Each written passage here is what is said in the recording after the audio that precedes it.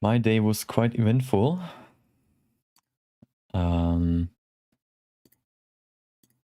Hope yours was great. Let me set up everything real quick.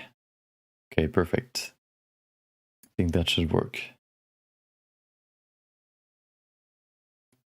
Okay, perfect. So, if I see it correctly, I am online. Let me check real quick. This is the first time, of course, because of the inconveniences I had yesterday. I decided to switch my application from Streamlabs. I switched it to OBS. And now I'm just checking that everything's working and we can start. Of course, first things first, we're going to start with our quick sketch. Let me grab my random number generator. Random.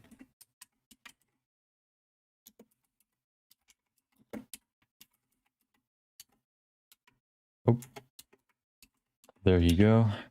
Random number generator. There you go. Perfect. How many do we have now? I think, oh, no. I'm not going to do the random number generator today. I'm going to do something different today.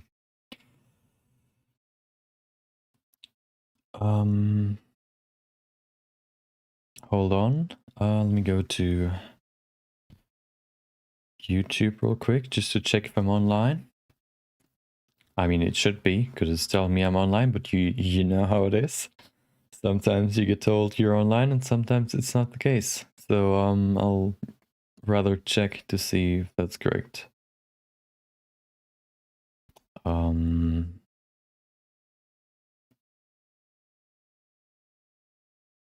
Okay, let's see. Okay, it says I'm online. Let's see. Oh, sound off. Perfect. Okay, looks good. Let me check Twitch real quick just to be sure. Oh, I can just look it up on my browser, of course. Looks pretty good. Yep. Okay, perfect. Perfecto. Okay, nice. So, of course, first things first, quick sketch number 25. Let me make a folder real quick so then we don't have to do that later. And then we can start with this special quick sketch today. Oh, of course, one thing that's missing, as you might hear right now, it's pretty quiet. I'm going to change that in a second.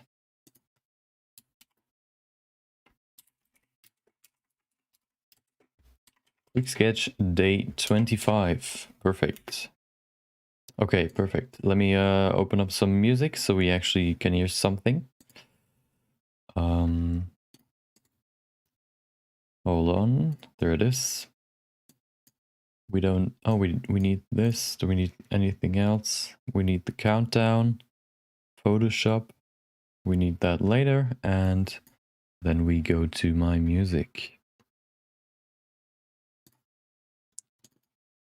Today's quite a hectic day because I was literally setting everything up until just now.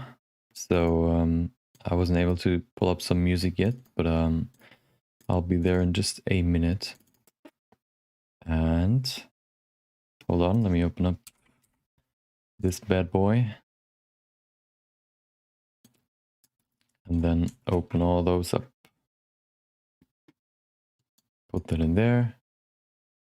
5 hours of, nope, 3.5 hours should be enough. And play. That's probably a little bit too loud. Let's put that to 50%. Okay, I think that should be enough. Maybe a little bit less, maybe like 40% or 45. Let's say that. Okay. So, perfect. First of all, of course, as always, we do our good old quick sketch. Quick sketch meaning we have 30 minutes to create a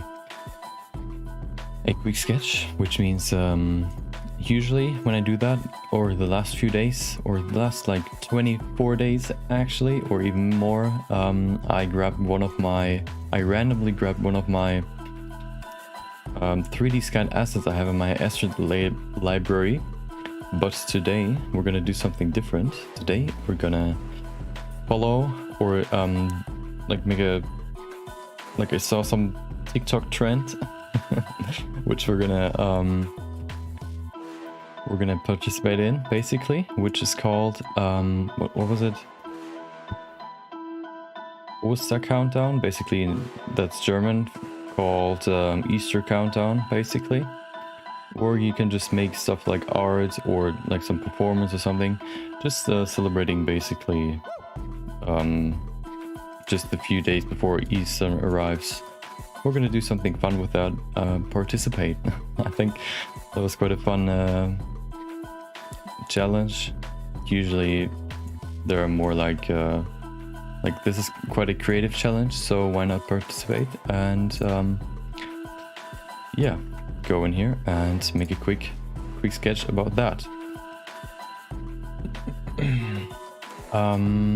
My idea was, I'm gonna tell you when I start the counter. My idea was to make just a few like Kinder eggs, I mean not Kinder eggs, Easter eggs that maybe lay in the grass. And yeah, that's, I think, everything we would have to add. Yeah, I think that's everything we need to add. Like just a few Kinder eggs that lie on the ground. So countdown is ready. We have 30 minutes to create that piece. Oh, hold on, message when done. Nope. Yeah, okay. Perfect. So I think everything's ready. Easter eggs aren't that hard to create. Maybe a few different shapes, but we should be good. So I am ready. If you're ready, we can start in 3, 2, 1. Oh, hold on, I gotta hit record because I want to record that as well, of course. And there you go. Recording is going. And 3, 2, 1, go. So first of all, we grab this sphere. We don't even need the sphere because it has quite a high amount of geometry. We need a UV sphere, the same but with less geometry. We grab the top, just the vertice down up here. I mean, go here to smooth, and then we can pull it up to make this nice egg shape. Perfect. So next up, we use we can actually, let's go in here and make this smooth. Perfect. And then we can go in here and make a new shader. Of course, Kinder eggs, not Kinder eggs, Easter eggs are very you can I can't talk right now.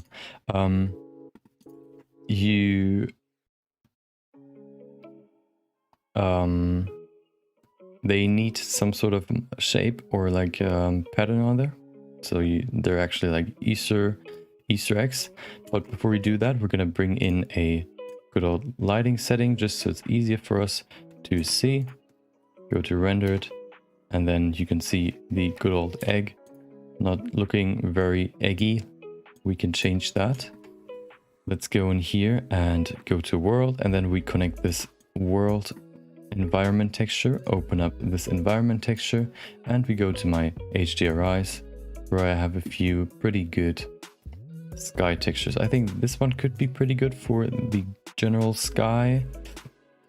Yeah, maybe let's look at a few more. Maybe we have something brighter, something like this maybe. Let's see. That's quite green. Could fit actually, because it's fitting to the green of the grass. Let's look at a few more. Maybe this one. Oh, this one looks pretty good. So now I don't think we're going to see the ground itself. Let's just make a ground real quick, so we actually have a ground to put our eggs on. Then I'm going to make my quick camera setup and sort all my stuff out. Put that into geometry. Where's my empty? There it is. And I can say, call that the focus empty. Go to my camera and say the camera should track to that empty. Focus, there you go. And perfect. We can pull it up. And there you go. There's our egg. We can maybe go in here and change the focal length. Can stay something like 80, I think. So we can now go in here. We don't need the ground right now. We can just, I mean, we can just pull up the egg like that to work on it. And let's go and make a nice shader for this. We could maybe pull this focus up a little bit. We don't want to see the ground, but we can adjust that later. More like that, maybe. Okay, let's go into this egg, go to object, and now we can add some fun shapes. For example, the easiest one would probably be just to use a gradient texture, put that in there. You can see, let's switch to material preview, so we can we can see the texture in both windows. We need the mapping node, and then we switch this to object. This is the easiest way, or actually we can use generated. We can then say rotation, switch this one. Is it Y or X? Let's see. Which one fits better? Okay, X definitely not. Z also not really. So we use the Y value. Put that to 90 degrees.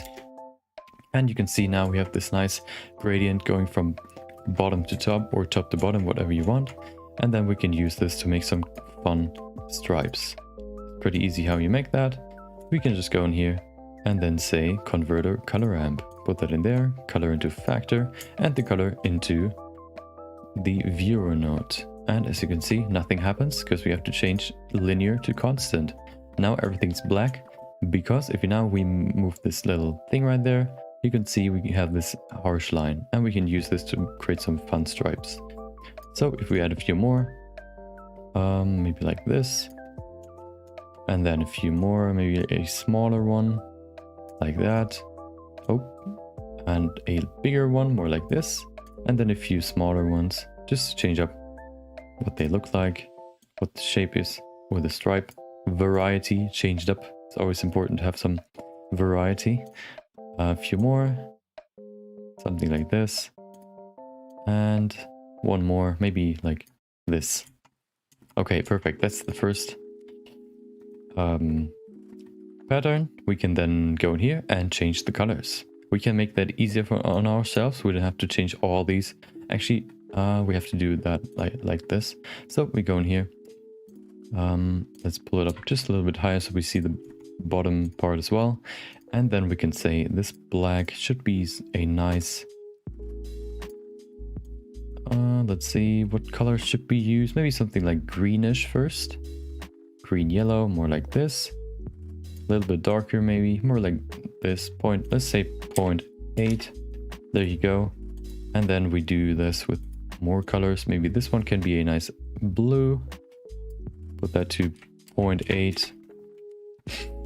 This looks pretty good. Okay. Next up, we go to this black, change this color as well, put that to 0.8. And maybe we can make this a nice yellow. Perfect. Nice yellow orange.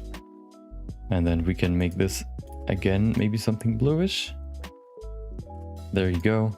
Put that to 0.8. Let's keep it at 1. And let's just go in here and change all these colors to some fun colors that could match in this color scheme we have right now. Some nice green here, a little bit darker maybe. This white, let's make this some baby blue, maybe something like this.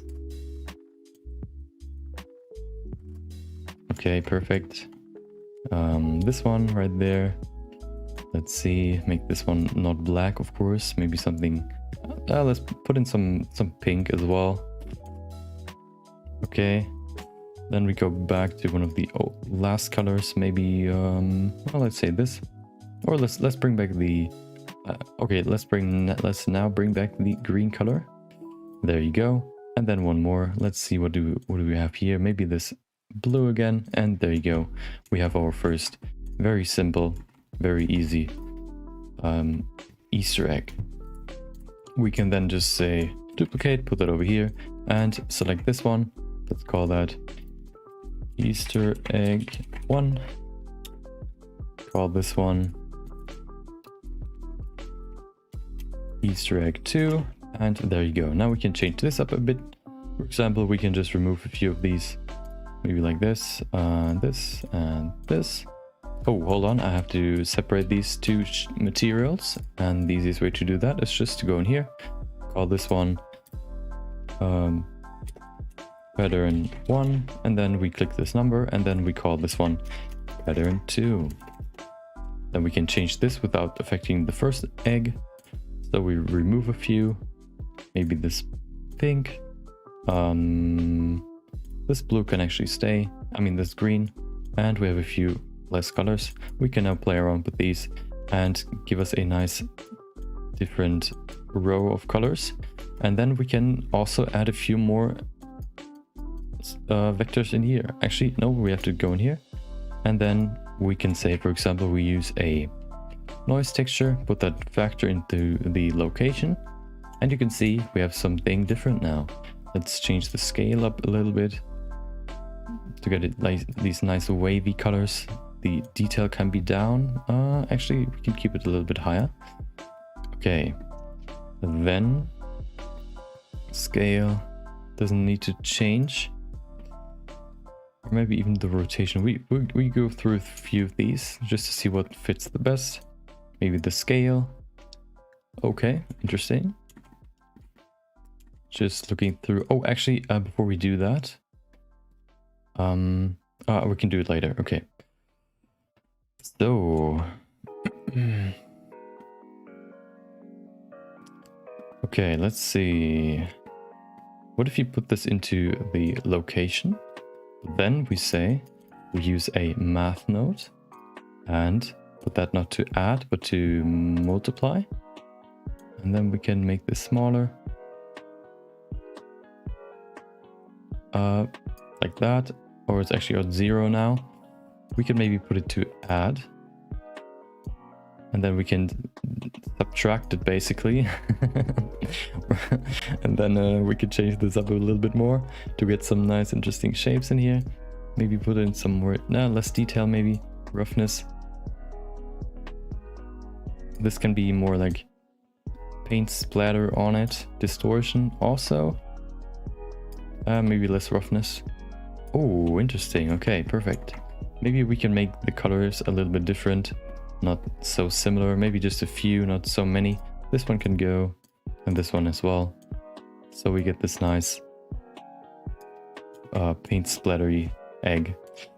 Let's do a few more, maybe, how much time do we have? 20 minutes?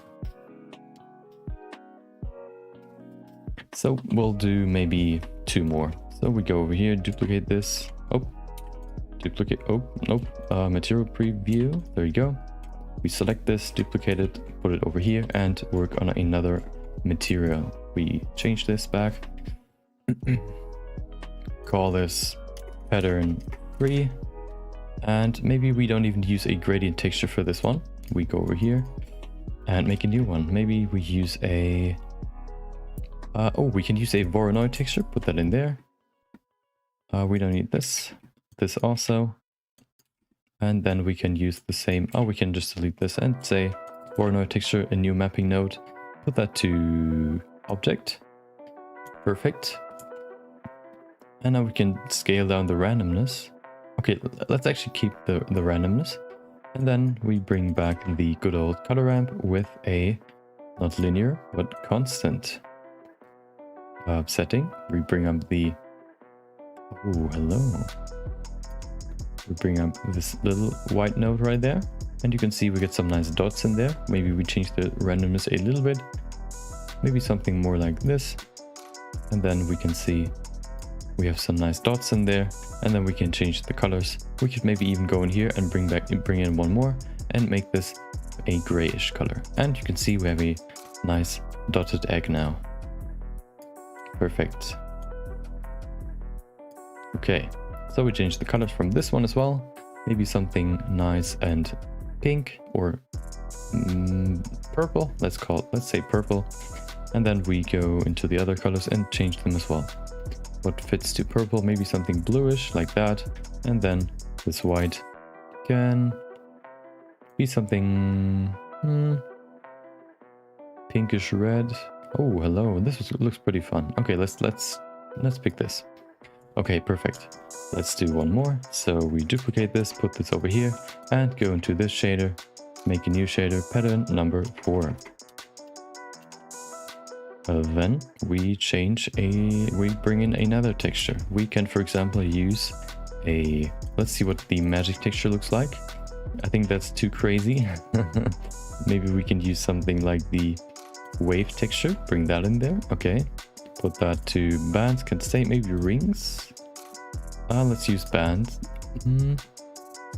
Bands or rings, that's the question here. Put that to Z, and then we can bring in another noise texture. Put the factor into the vector first, let's just see what happens. Okay, maybe we can change the scale of this. Oh, hold on, this one I mean, to get some more squiggly lines. We can then bring down the roughness and detail as well. Same in here, and distortion can stay on 0. Detail roughness can go down, detail scale. Oh, okay, perfect. And then to make these also some lines, we can go into converter color ramp as well, and constant. 16 minutes left, perfect. And we have some pretty lines. There you go, pretty simple. Next up, change the scale just to get some more maybe in there. Oh, we have quite a big hole in there. Maybe we can fix that by adding more, and there you go, perfect. So let's change the color on these ones as well. Maybe we can make the stripes a little bit bigger, or like that. Okay, perfect. Change the color. What color do we not have? Maybe something orangey. This can be like pretty dark orange, and this one can be a nice dark blue, maybe something like this. Or let's make it a nice and bright color, maybe something greenish. Let's see, maybe more saturation, and there you go. Okay, now we have to bring all of these back into the shader, color into base color. Same in here.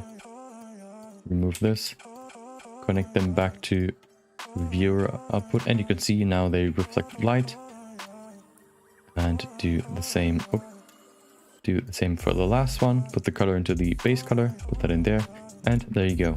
Now we can add some what do you call it, some surface imperfections. Pretty simple. We can just go in here and let's change the roughness first. Maybe we can make it a little bit more shiny. Maybe let's change it to 0.4. 0.4 looks pretty good. Put that on all of them. 0.4.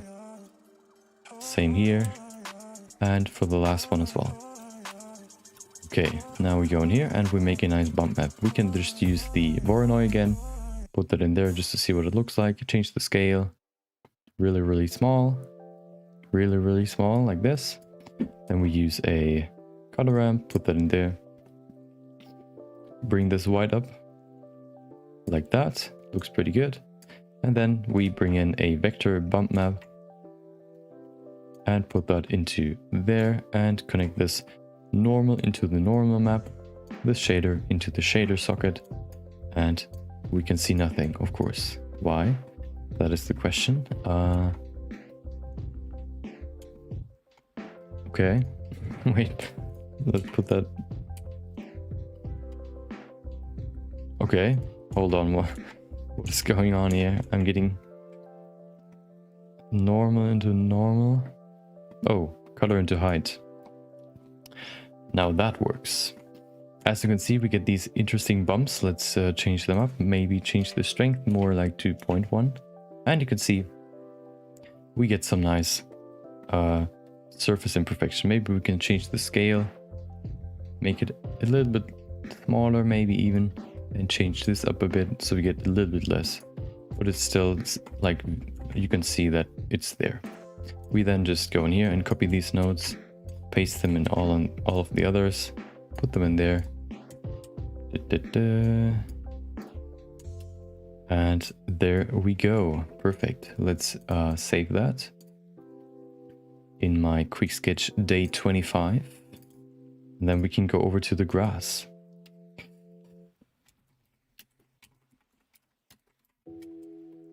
Day 25, save as Blender file. And there we go. How much time do we have left? We have 12.5 minutes. Perfect. That should be plenty of time. So first of all, what I'm going to do, I'm going to make this bigger so we have just a little bit more space. And then we go in here and bring in a nice hair system. Here, and there you go. We have some hairs. We make them smaller, shorter. You can see them in the render as well. Pretty sharp right now. We can change that. First of all, though, we want to change the number can stay. We can first of all go into the render segment, put that to 5. And then also viewport display, put that to 5. Also, we go to children, put that into interpolated, and we can see we have way more now. We could then say display amount. Okay, let's put that to 50 maybe. So we have way more. And there we go. Looks more like grass. Of course, still pretty big. So we can go into the hair shape, change that maybe to 0.5 maybe. Or actually we can keep it at 0. And then we can say diameter root, put that to, I guess, like 0.25. Let's see what it looks like. That's maybe even too small. So we can, or we can make our own grass, which we can do by easily just making a new plane, put that over here, and then making it smaller. Oh, like that. Perfect. We can then bring in some, make it a little bit smaller. Of course, the top is smaller than the bottom, like that. And then we say, bring in some cuts in there. Also, we select all of it, bring it over to like the bottom to the pivot point, and then we select a few of these and pull them to different directions. Like that, and this one as well. There we go. We then add a new shader to this. Also, we can give this some thickness just so it's easier to see. Solidify, not too much though. Grass isn't that thick. Okay, 10 minutes left. Perfect. We bring this to 0. Then bring this maybe down to 0.5. This should be pretty good. We then go in here and make a new grass shader. Pretty simple. Just make this a nice green color. Darker, of course. Maybe something like this.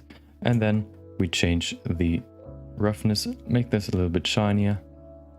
More like this. Okay. Then we can put this to smooth. And it looks more like grass. We save it real quick. And then we go over to the plane. We go back to the particles. Put that to emitter. Say render, not as path, but as object. Select the grass, and we have nothing because we have to change this from 1 to 200 to 1. You still see nothing because we have to make a few changes. First of all, we go to scale, put that to 1. Still nothing. Let's go to solid view. Okay. We then say renders object, show emitter plane. Are there any... Oh, hold on, let me bring in my timeline. We have 8 minutes left. Okay, we're on frame 1. Perfect. What happens if right now we just do that? Nothing. Maybe we have to reset this. Nope. Let's just make a new particle system. That's easier to weed out any problems. We then go back to the render as, put that to object, select the grass. I think I see something right there, and there's some grass, pretty small though. So we go to object, extra viewport display. Where's the scale? There it is, put that to 1, and there's some grass. Okay. Then we have to change the rotation, put that to rotation, velocity per hair. Looks good. Nice. Okay. Next up, we go into here and change the scale first. We have to go say cursor to selected, and then transformation from the 3D cursor just to make them a little bit smaller, like that. And then we can also say, to make it a little bit more realistic, we say scale, put the scale randomness to 1. Now some of them are smaller and some of them are bigger. Of course, we still see like no particles because we have to change this from 200 to 1. And we can see way more now, but still not enough. So we switch this to maybe to 10,000. I don't think that's enough.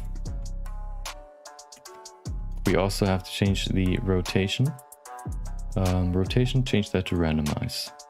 Just a little bit, not too much. Or actually just say global Z, so they all stand up. And then if we... Okay, well, it doesn't work either. So let's just say normal hair. And then a little bit of randomization. Okay. Next up, we go in here and give us some more. Maybe we can bring in the children. Let's see. Okay, that now does nothing. I've never used particle children, so I'm not really used to using those. Maybe we can just bump up the number even more, maybe double that, maybe double that even more. They're pretty thin. Let's change that. We go in here just to make it a little bit wider. Oh, still a little bit. Yeah, more like this. Okay. We have definitely way more now, but we still have not enough. So we bring in even more. Number, put that to, I don't know, 50k. Okay, that's definitely better. Let's save that. And then we can bring in a nice grass color. I mean grass texture. We can do that by going to new and just putting in, for example, a texture, maybe a noise texture. Put that in there. We hide these particles for now because they're slowing down our process. We then go in here. We go to material previews to see the material. Change the scale way down. Detail higher. Roughness also pretty high. Distortion can stay the same. And then we use this. Use a color ramp. Put that in there. We then change the color from this one. Maybe make this a little bit more contrasty. More like this. Then we go in here and change this to a nice brownish color. Something like that. Dark brown. And this one can be a nice green. Dark green, of course. Okay. If we bring back our particles, we can see it looks a little bit better, but we still have a little bit of work to do. We can use the same texture. We say texture. We have 4 minutes left. We say converter, converter color ramp, put that in there, factor into this one. And then we say, we can actually go back and change the detail down. We don't need that much detail. Maybe something more like this. Bump up the distinction between the two. And then we say, use this color ramp, use a bump map, put the color into the height, normal into normal. And we should see some bumps. If we bring back the shader, now it's white because we have to bring the color into the base color and we get some bumps, as you can see right there. But of course, still not done. We have to use this one right here. Let's duplicate that, bring it over here, and then we can say make this black again and make this one white.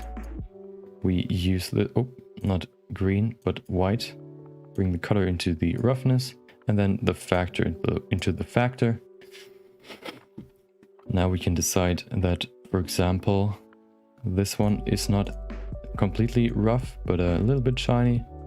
Not too shiny though. And this one as well. Not too glossy. Something more like this.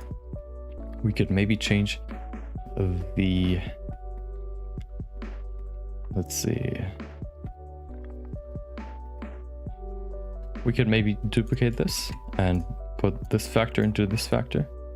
And then we can change the scale some more. Make it higher.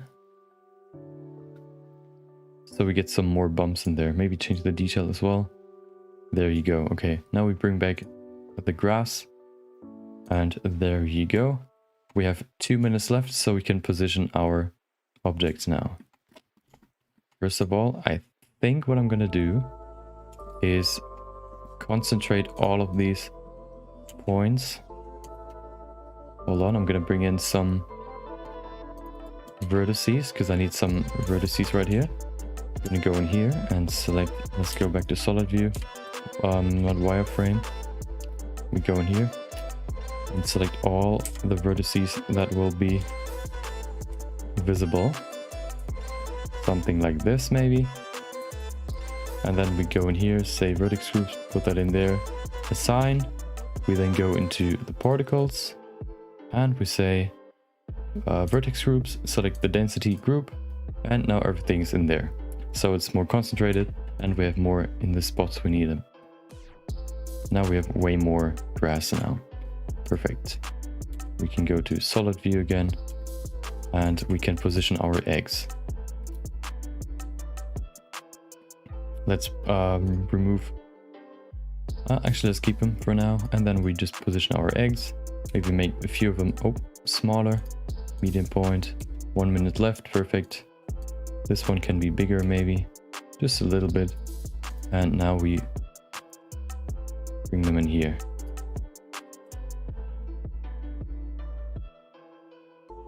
Put that one over there. This one can be behind the other one. This one, of course, can stay a little bit more to the side, maybe more like this.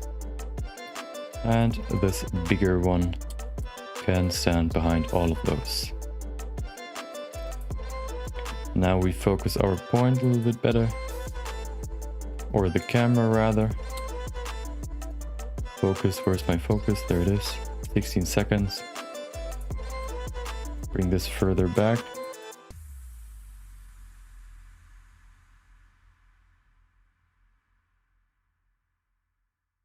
There you go.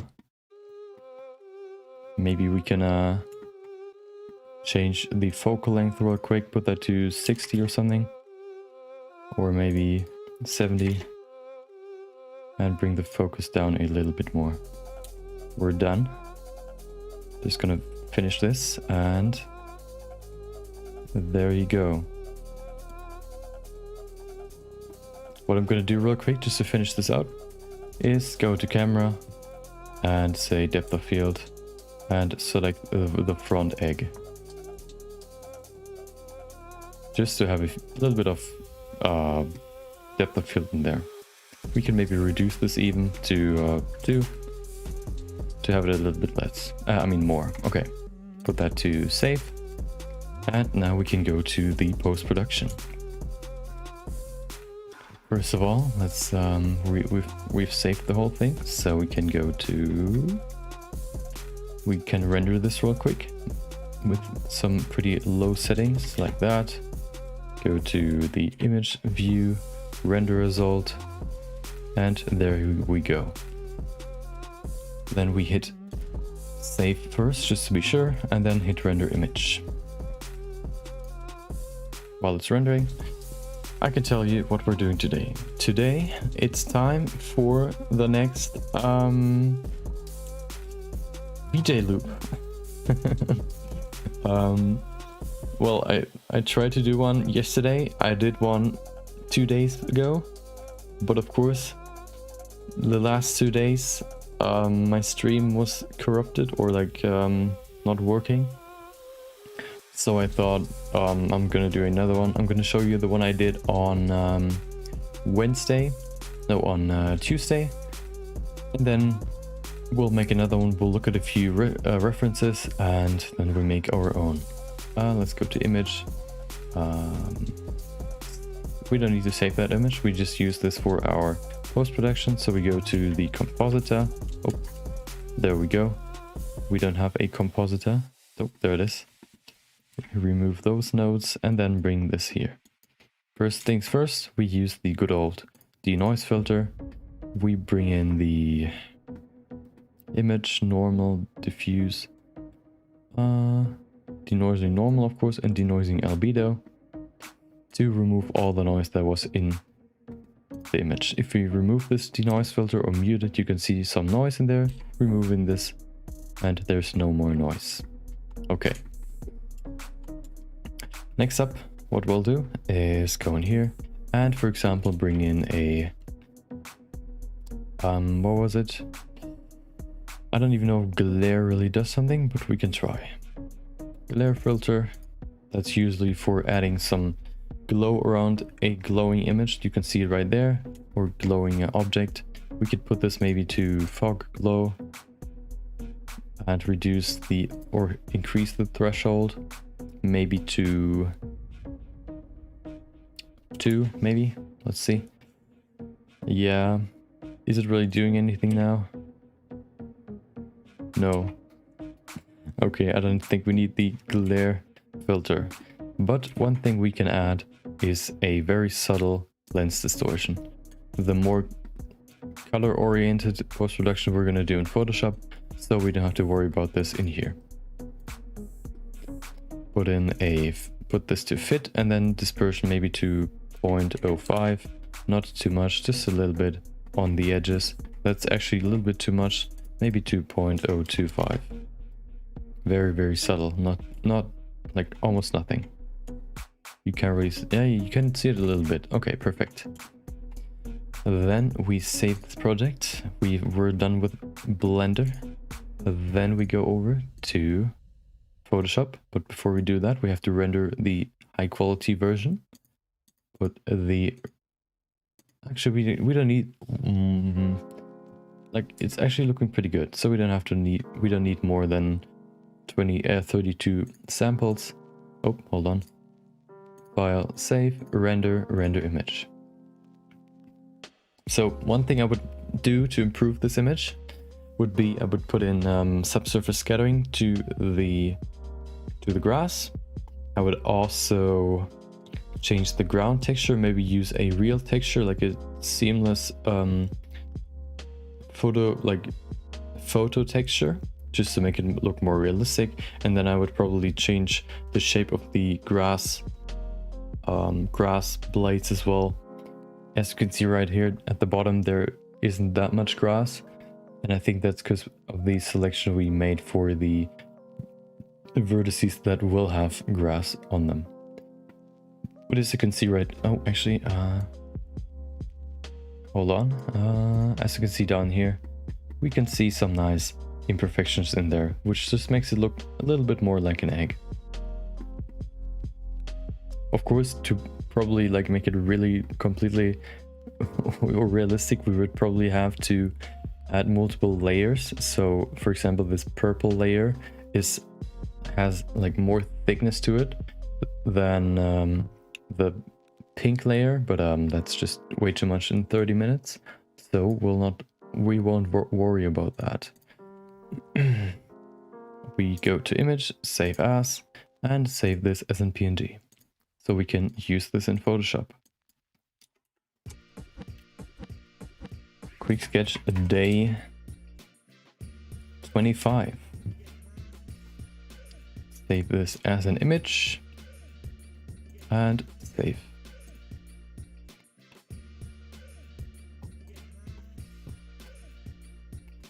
Okay, next up we have, okay, of course, Photoshop. So we I remove my countdown. Let's see if the music is a little bit too low, so we can bring it up a bit.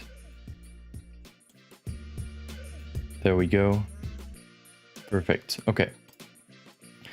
Now we switch to Photoshop. We bring in the image. I'll switch to Photoshop. 3, 2, 1, and ooh, there we go. There's Photoshop. Can you see it? Yep, you can. Perfect. And now we're going to do some more touch-ups in here. First things first, we use the lighting setting or adjustment layer just to bump up the lighter colors and push down the darker colors to give us some more contrast. More like that. Okay, next up, what we'll do, maybe we can use the contrast as well. Let's see if that actually helps. Yeah, it brings us a little bit more, makes it look a little bit more comic-y, which fits quite well for this scene. Next up, we will use dynamic, or I still don't know what it's called. We don't need saturation, we need this one right there, just to bump up the colors a little bit more. There we go, perfect. And last but not least, we use color lookup. We use a good lookup table, basically a filter that you can also use in Instagram, just to give this image a little bit more defined look. Let's check which one would be best. This one looks quite okay, but pretty dark. Bluish, okay. I like the colors, but they're not really fitting for this image. Warm, soft warm. Does it change anything? Oh yeah, it like isn't really that good.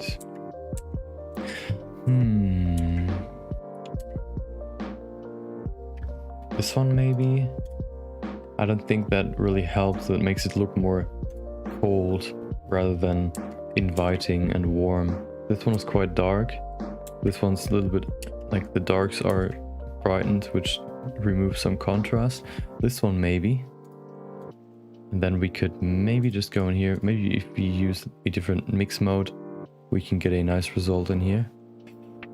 Just going through all of them. Oh. Okay, that does nothing almost.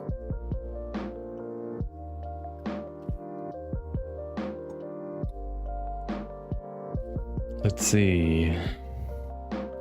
I think we just use the standard mix mode and then bring down the opacity. And then this should work quite well. Yep, let's go to normal and then bring this down. Maybe to something like 25%. This looks pretty good. Okay, do we want to change anything else? Maybe we can go in here. Let's look at a few filters.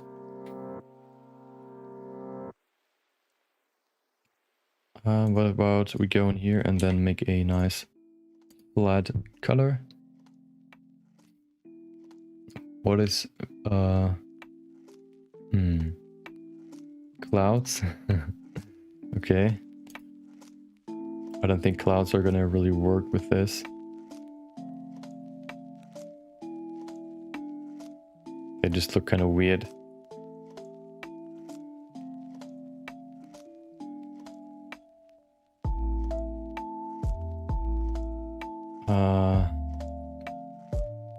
No. Maybe this one and then just bring down the color or the opacity. A little bit. I don't know if that really is better. Nope, let's remove it. Maybe we can bring up the brightness a little bit. More like that. Okay, perfect. And there we have it. We have our finished image. Perfect. Let's save that as a PSD file because I will need it later. Quick sketch day 25. Once that's done saving, I'll make a JPEG and I'll put that on all my social media. Quick sketch day 25. There we go.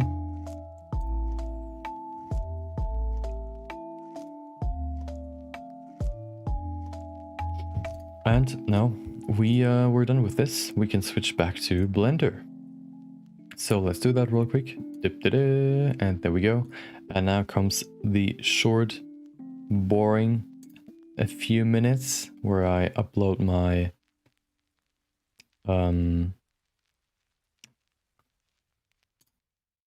my image. Shouldn't take too long. I'll try to speed run it. And then we can go over to the main topic of today. Let me bring in my image into my phone. And there we go. DCIM. Instagram. Put that in there. Perfect. Okay. Let's see. Okay. So, let me do that real quick. I'm already working on something I can show you while I'm just uploading my image. Just something to pass the time.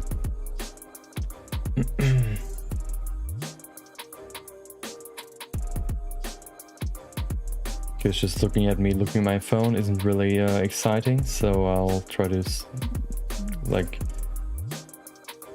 find something, or like I'm in the works of creating something to show. It's probably done next week, so that's actually pretty exciting. Okay, upload this. It's called Daily Quick Sketch Day 25, called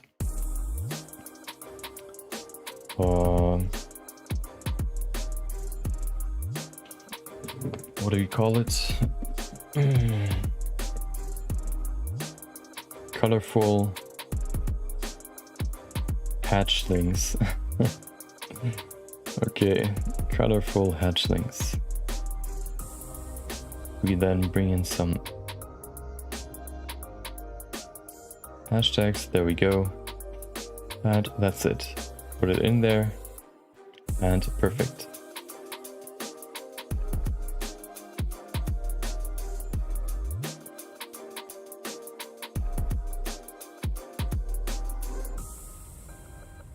Okay, next up, Twitter.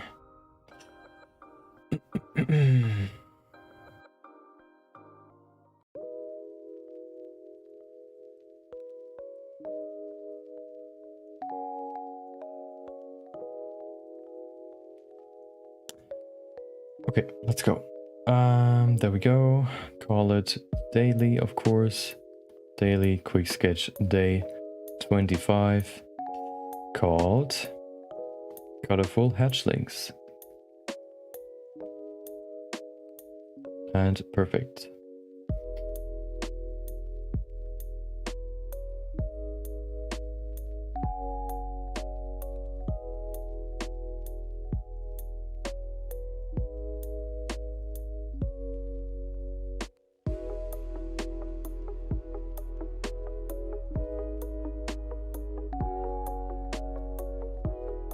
And it's up, and one more, and then we're done. Go in here and do the same.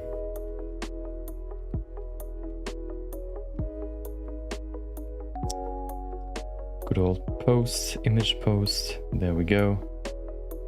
And we call it Daily Quick Sketch.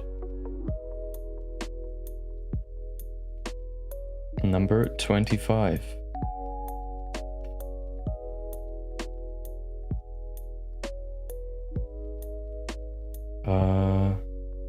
Called, oh, hold on, 25, called Colorful Hatchlings.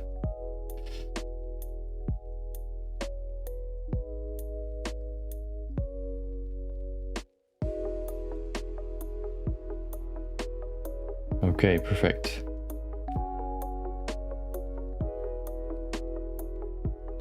Almost done. And there we go. Okay, perfect. It is done. It is done. Stop recording. Perfect. So, as I said yesterday, I switched my streaming application from Streamlabs to OBS, and I already feel the difference. It feels way more easygoing and just way easier to use, and I feel like I can just improve my streams even more just using a different software. Like for example, what I want to do is, I don't know if that was possible, like just using Streamlabs felt like using OBS, and it just looks fancier and some functions are maybe easier to use, but that also has the negative effect of like some functions are just, or some like important functions are just buggy or glitchy or not really working. For example, like the alert function. Alerts, like you want to customize your alerts, and then you can't, because every time you want to change something, for example, put in a custom animation, it just has this cogwheel right there, and when it's done, it just resets the option, like the change you've made, and then you do it again, nothing happens. You do it again, nothing happens. It's not fun. So, yeah, that's why it's quite like even just switching to OBS felt so much more like easy, and I don't know, it felt more professional, although it doesn't look more professional, but it's like in terms of performance, it's just, I don't know, way easier to use. So I installed OBS yesterday after I decided to skip the stream yesterday because it wasn't working, and hopefully I won't have the same problems with OBS that I had with Streamlabs, where I just told me that I was online, but I wasn't, and like just Streamlabs crashed or something, which is just so annoying, and hopefully that doesn't like happen in here. It hasn't happened yet, so it has still a good track record. And I don't want to waste too much time. Let me drink something real quick, and then we can switch to the current or today's topic. We make a new scene, we say general, and there we go. Okay, let me drink something real quick, and then we can start.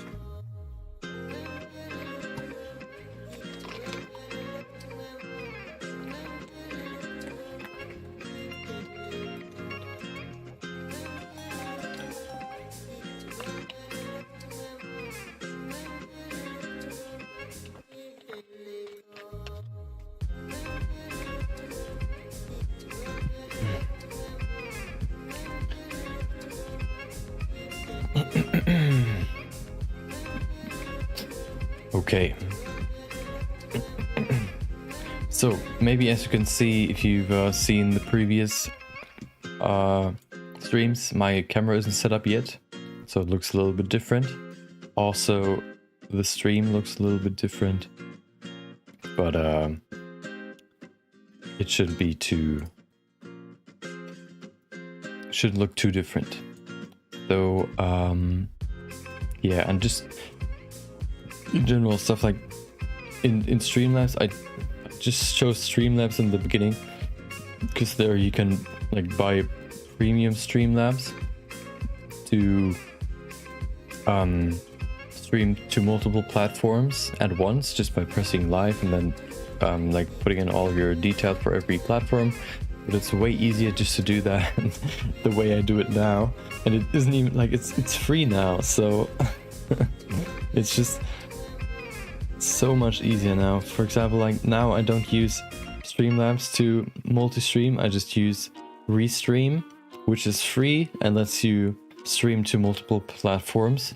You can plan events on YouTube that tell everyone that subscribe that tomorrow the stream is going to be about whatever, and they can like prepare for the stream, they know when it's starting and all that, and that's just so much easier than having to use like Streamlabs. And you can set up everything like beforehand, you can put in your thumbnails before you even start, and it's just so much easier. Yeah, so,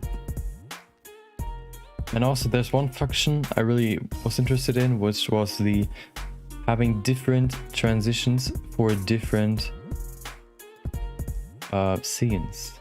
So for example, as you can see right here, I just switch with this transition, what I thought about maybe using a different transition, or stuff like if I switch to the, like right now in the transition you can see my logo in the middle. Maybe I'll switch that to an icon that shows what I'm switching to. Also, maybe not that, but stuff like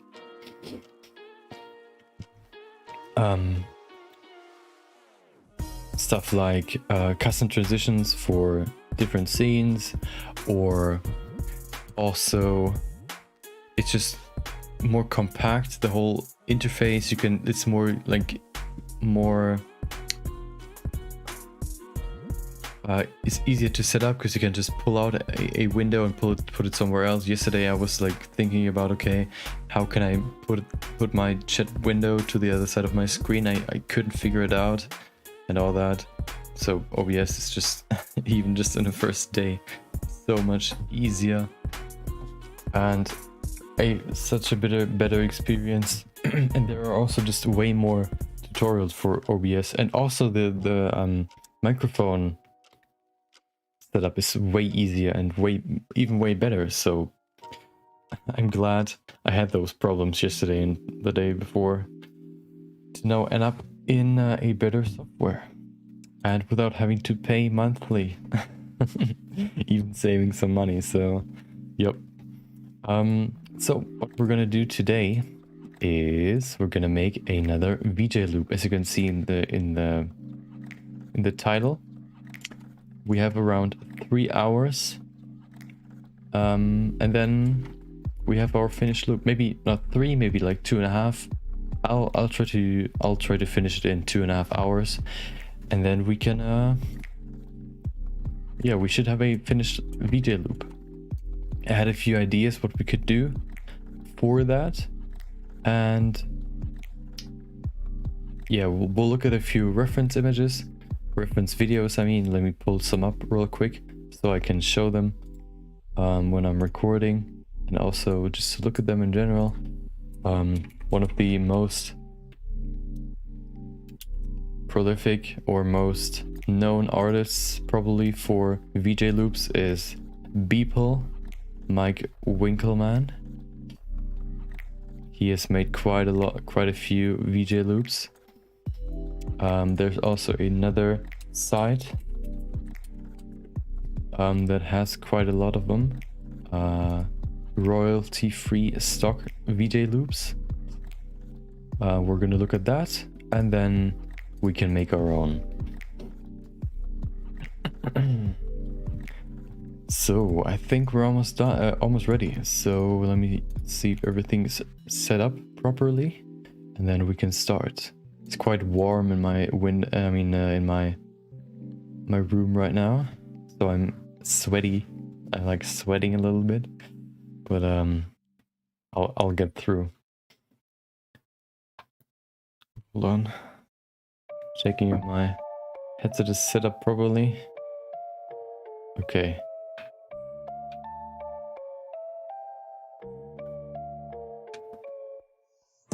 Okay, perfect. So, even just switching to a different program gave me so many more ideas what I can improve, that I'm super glad that I switched. So, on to the VJ loop.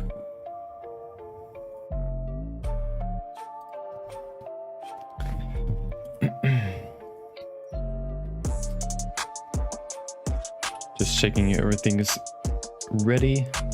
Hopefully the music isn't too loud. Maybe we can bump it. Let's just go in here and then put that maybe to 45, something like that. Should be enough. So, also a really cool function in Restream.io, the chat has a specific function that when someone talks in Twitch, for example, in the Twitch chat, it's gonna be copied to all the other chats as well. So if someone, like if you have two people, one sitting in YouTube, one sitting in Twitch, you can see both. Like if one of them sends a message, you can see like both. It's going to be sent not only to the Twitch chat, but also to the other one. So both can basically interact with each other, which is really cool.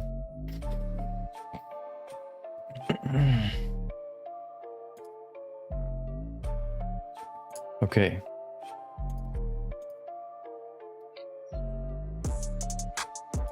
Perfect.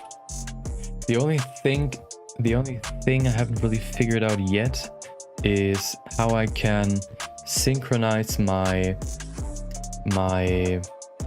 alerts, which means right now I'm using Stream Elements, which lets me make my custom alerts and put them somewhere wherever I want. And the problem with that is, though, that it's not able to track both Twitch and YouTube at the same time.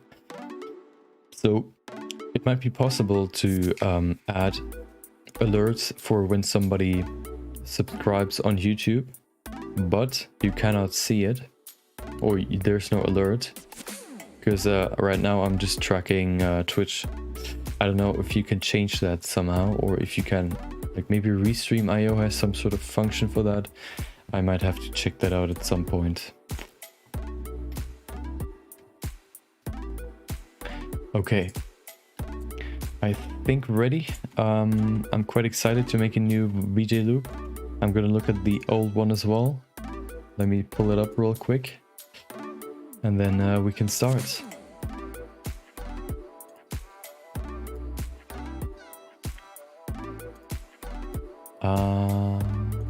Blender projects VJ loop number 1, and we see the render. We bring that into the browser to look at it. Which one? This one maybe, or this one? It doesn't really matter. There we go. Is it looping?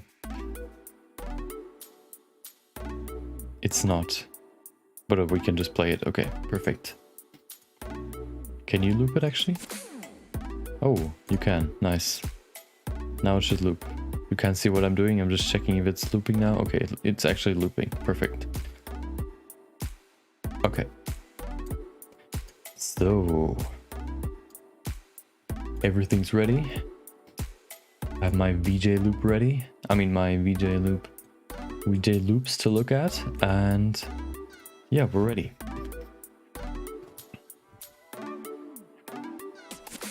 So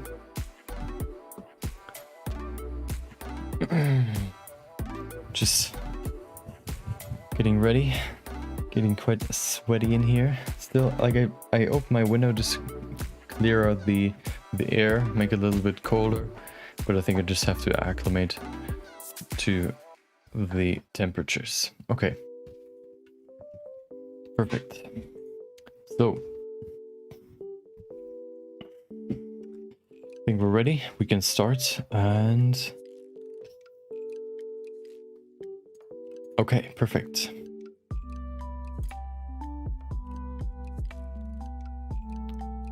So welcome, maybe even welcome back. Today we're gonna do something very exciting, something I anticipated, or I wanted to do for quite a while. Someone asked me if the project I was doing at that time was a VJ loop, or was going to be a VJ loop, and it was not. But then I got the idea to make actually a VJ loop, so I thought to myself, why not do that? Why not make a VJ loop? Pretty simple, pretty easy. So we're going to do that today. We're going to look at a few references, get some inspiration, and then we're going to make our own in roughly 2.5 to 3 hours. So what we have to, we're going to look at a few references. We're going to see what we have to keep in mind, what is important, what even is a VJ loop, and then we're going to make our own. So first of all, we're going to switch to this screen right here, and we can look at a few references. So, for example, one of the most known artists probably for VJ loops or general art, like 3D artists, probably he's one of the most known 3D artists, is Beeple or Beeple Crap. He's That's his name on Instagram, I think, and also on Twitter. And he is posting, like, his probably most well-known art is probably his everydays, where he posts a new image every day. He is now on 5,049 consecutive days of posting an image. He's starting them, as he says right here. They're all done from start to finish every day. Yeah, that's probably his most known, or well, like, this is probably his most, like, this is probably the work people know him for the most. But he also does stuff like VJ loops. He's a what is he? And I forgot the words. What do you call it when you, like, I forgot. Okay, never mind. We're gonna look at a few VJ loops, and then we're gonna make our own. So we have his VJ loops we're gonna look at first, and then we also have a few like stock VJ loops we're gonna look at. We get some reference, we're gonna talk about what makes VJ loops, what you have to keep in mind, and then we're gonna make our own.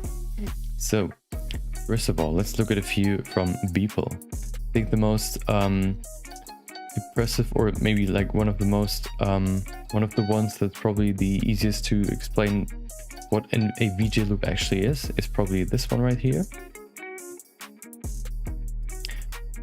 VJ loops, first of all, VJ loops are used, for example, on stages or in background from music videos as background imagery, just to make not only, for example, if you're listening to music, you're not seeing anything, so your eyes might get like bored or something. So just adding these images, for example, on stage or something, adds even one more attraction, basically, to the whole thing. Which means, for example, if you play this now, this is one of the scenes that could play in the background of, for example, a music video or a music compilation. And this way, if you have like this image, like interesting imagery, and which is also looping, so at some point, if you go to the end, you can see it's looping, and there we go, it's starting again. So it's basically never ending, so you can just put that in anything and make it as long as you want. It looks interesting, you don't really know when it's starting or stopping, so you have to really it's just like an endless loop of interesting imagery to look at while you're listening to some good music. Hold on, I think my window's still open. Let me check real quick.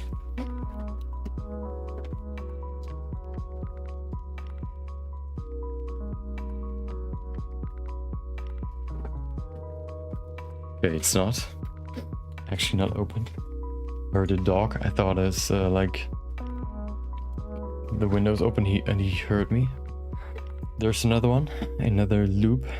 This one's more like organic, with grass and all that, just floating in the air or getting blown on by air. And yeah, as you can see, just interesting imagery that at some point is looping, and there's just something in the scene that you can look at that's interesting. And yeah, so next up, we have a few ways of there are a few ways I was able to see, like different ways to create, or different types of VJ loops. What I mean is, for example, you have one type of VJ loops is like a tunnel, or like going forward. For example, if you look at this one again, we looked at it before. This one's like a tunnel where you go forward and you can see like stuff whizzing by. This is one type of VJ loop. You can also, if you go to a different website, this one right here, you can see, for example, this ultraviolet futuristic neon laser light. You can see right here, we're going through a tunnel with these changing lights that give you this interesting imagery.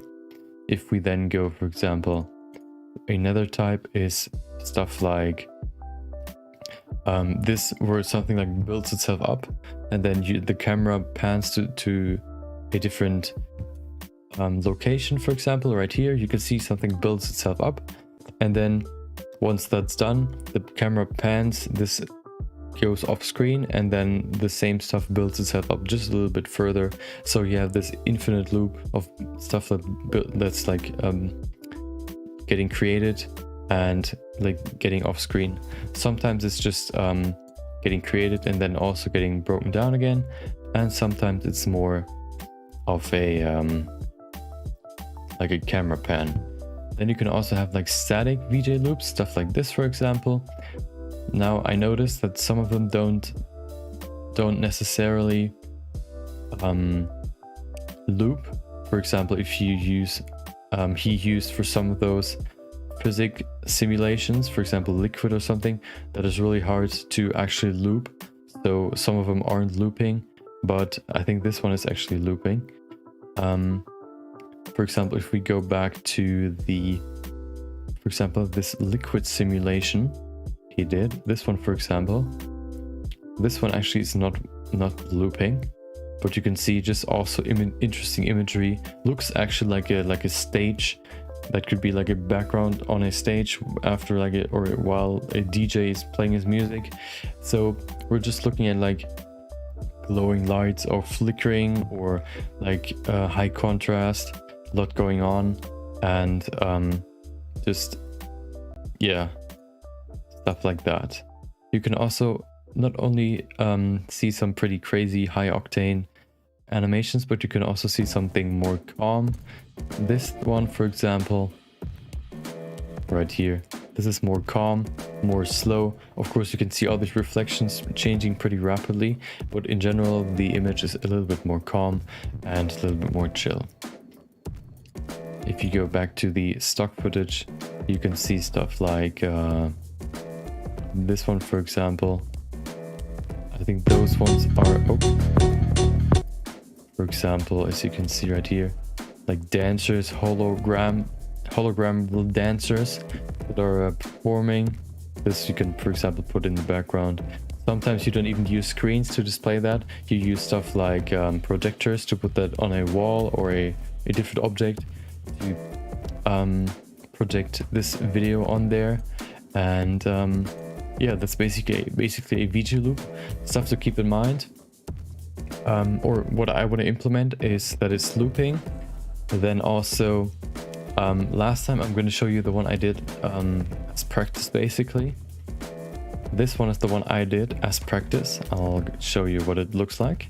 This one's also looping. So this one is more static. You don't move forward or something. You just look at this circle and it's, I mean, the sphere, and it's like rotating. So as you can see right here, it's pretty static, but there's quite a lot going on. So it's not like, if you look long enough, you'll have everything figured out. So yeah, this is the first image I did. I don't have the recording, so we're gonna do a second one, which is gonna be exciting because now we have a little bit more experience with this. And yeah, so just to recap, we're gonna make it looping. We're gonna not make it static. So or maybe like the camera is static, but okay, hold on. Okay, so just to recap, it's gonna be looping. It's gonna be not very long, maybe like a few seconds, so it's actually like feasible for me to render this. I don't know if I'm gonna use cycles or Eevee. It's gonna be decided later. And then also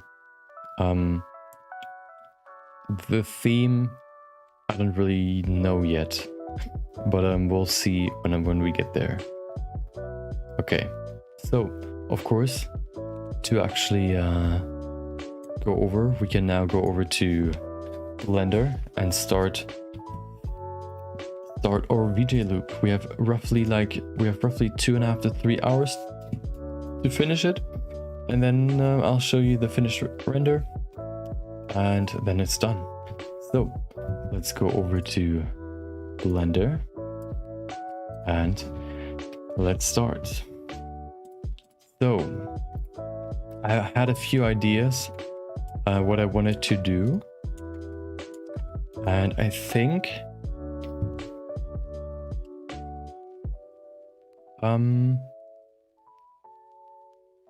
let's see. I think the one, okay,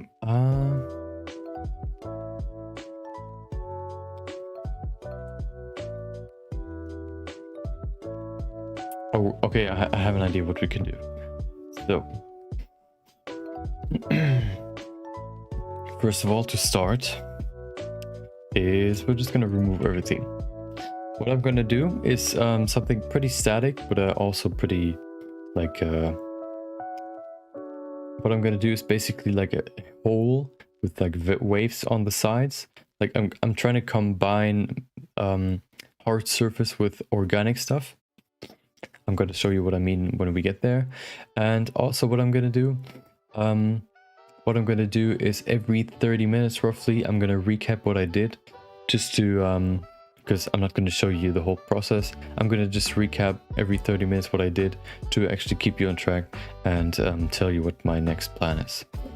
So, and also in the end, I'm probably going to do like a small critique of myself, just to tell you what I would probably improve or do better if I had a little bit more time maybe, or make another one of those. Just as practice to reflect on my own projects, and also to show you how I basically do that. So first things first, what I'm going to start with, I'm going to make my camera setup first. So the easiest way to do that, what I usually do, is just grab a plane axis and put that into the geometry, and then I call that focus, because we say the camera is our focus.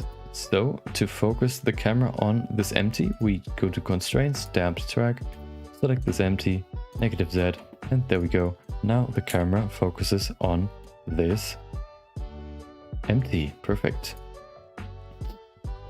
So next up, what we're gonna do is I'm gonna create a circle. This circle will be the base. We're gonna scale it up maybe to 4, maybe to 3. I think 3 should be enough. Next up, we're gonna go in here and extrude it down first, so we have a nice hole, maybe a little bit deeper, just to have enough space. And then we go in here and select this edge, and we scale it. I mean, extrude and scale. Do the same again. Extrude up, extrude and scale a little bit more. Maybe put it high, like that. We want to create some hard surface right here. Extrude and scale. Extrude and scale up. There we go. Maybe do a few more. Extrude, scale, a little bit wider, a bit high. And maybe, let's see, we're gonna do the base shape first, and then we can detail some stuff. What we're gonna do now is extrude, scale, a little bit wider. Then we go in here, extrude, move down, not too far, maybe like that. And then extrude, scale, up to maybe right there. Extrude, scale, up to there maybe. And then extrude, scale way further into the distance.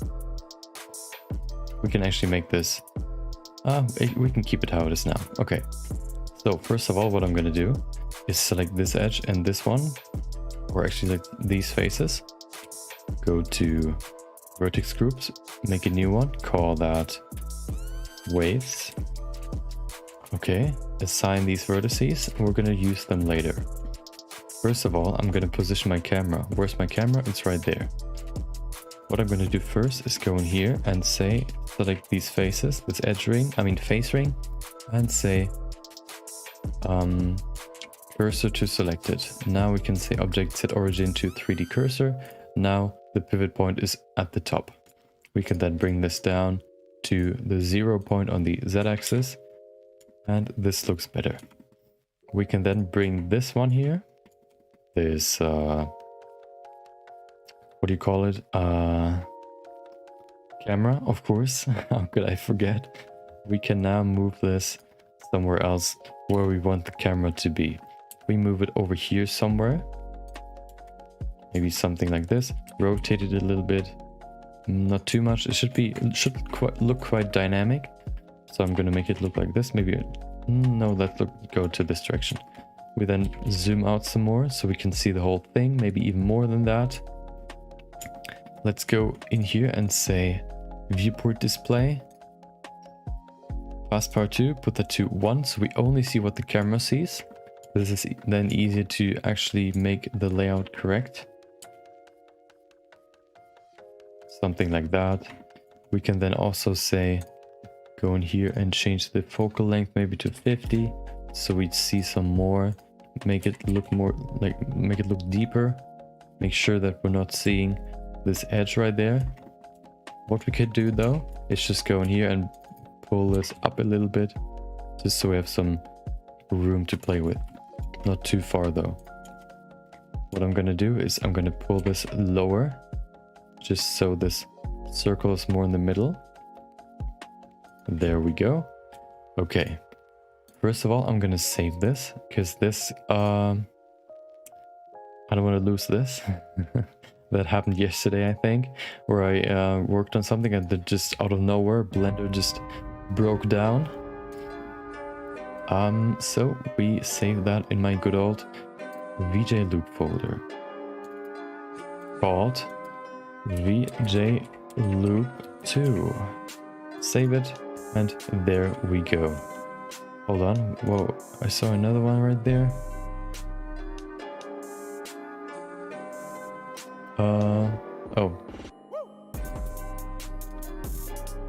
Oh, okay, perfect.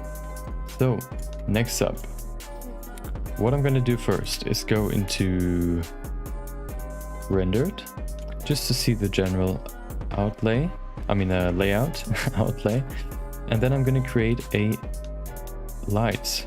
Put the spotlight, I think would be best. Put that rotated on the actually we could maybe use a point light. Put that all the way to the bottom of this tunnel and change the radius down maybe to 0.01. Then we see the light already. What we have to do is increase the power maybe to 500. Oh, hello, looking better. Maybe even more, maybe to 1000. And then to actually sell the whole thing, we need to add an atmosphere. That's the easiest way to make it look more realistic.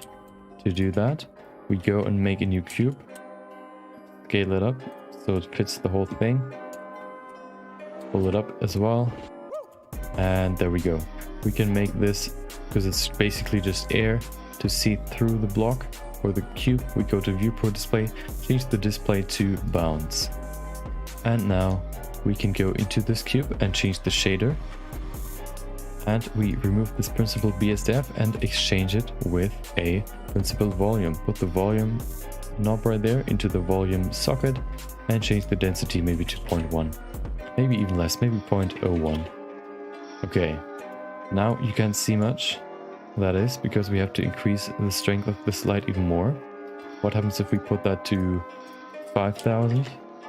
You can see we get these nice streaks up, like down there.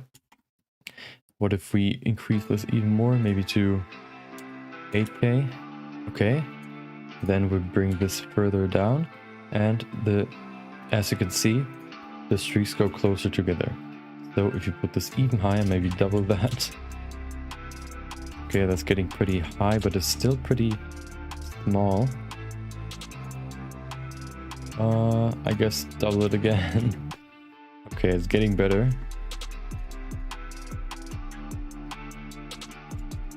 Maybe we could switch it to a spotlight. That'll probably be easier.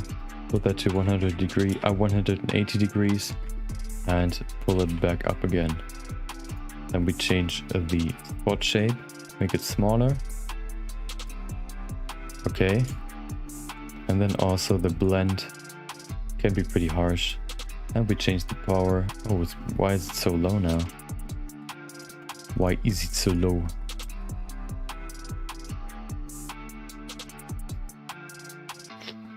Maybe we can decrease the size. I mean, the amount is even more, maybe 0.005. Okay, I guess, what about the radius? No, I think I'm gonna use the point light. That was easier. Better. So, next up. What we're gonna do is... Actually, I want to try something before we do anything. So what I'm gonna do is add a plane. Or let's not add a... Oh yeah, we can add a plane. We can bring it down here, scale it up to fill the whole hole, basically. Actually, we should use a circle. So we use a circle. Go in here, make it a surface, scale it down so it fits the hole, just like that. Put it up here somewhere, maybe up there. And then we go into the circle and remove the vertices, I mean the face. Wait, hold on, only faces. We select the edges and then we say grid fill. There we go, now we have a nice grid. It's offset though, so we can change the offset right here to bring it into the middle. Perfect. What I want to try is if I add a subdivision to this, or quite a few subdivisions. 1, 2, 3. Make it a little bit bigger. Like that. Then I will add a UV sphere. Make it bigger. More like that.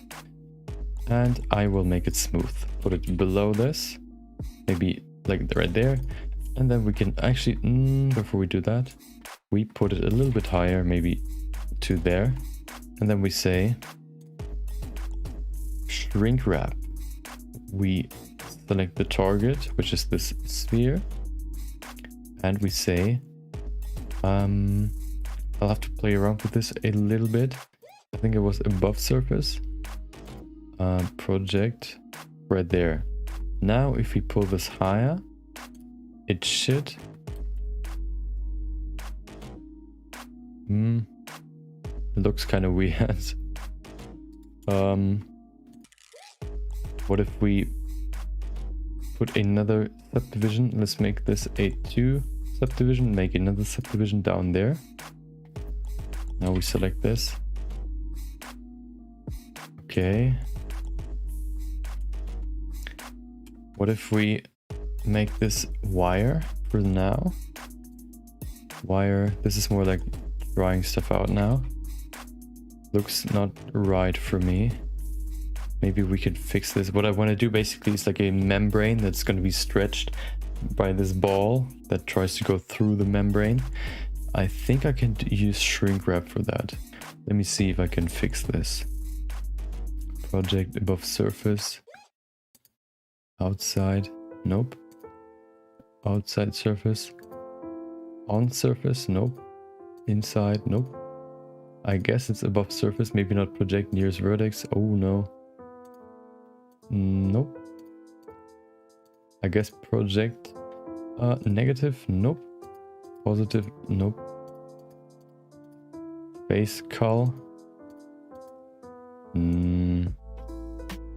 Offset. Okay. So maybe it's not really working like how I want it to work.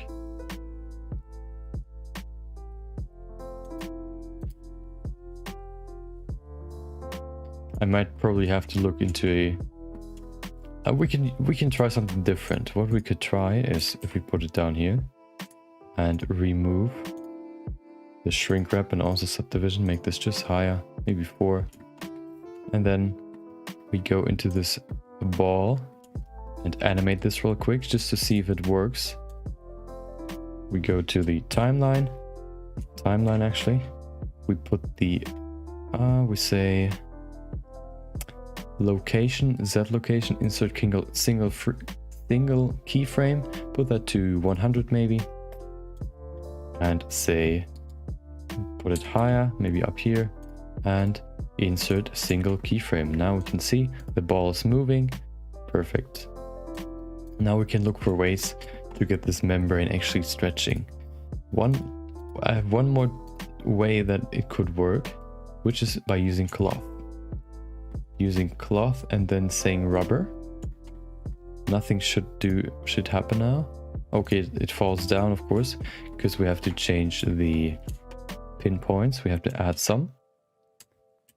We go in here and change the outer rim. Oh, that's not the outer rim. Outer rim right there. And then we go into the vertex group and make a new one, call that pin, and assign those. We can then go back to the cloth simulation, or rubber simulation rather. We go to shape and use pin group pin. Now nothing should fall down. Or at least like it shouldn't completely fall down. Just like be this membrane that's flopping around. Hold on, let me go back to solid view because we don't need the rendered view right now. Maybe we can decrease the amount of subdivisions just to make it easier to render. The less we have, the faster it's gonna be. Maybe even less, maybe just 2. For now, for the render we can increase it, of course. But as you can see now, we can see that it's like falling down. If we make it smooth, we can't see any like harsh edges. And then we're gonna try to use this ball to stretch this membrane out. What I want to do is go to physics. I cannot use physics on this. Oh, now I can. Okay. We go to collision. Now it's ready for collisions between soft body and cloth. What happens now? Oh, now it went through. Okay, maybe we can change this though. Maybe we can make it so it's not going through. I think it just, if we go in here and then say, we could probably change a few settings so it's more bendy or stiff right here. Bending, shear, compression, tension.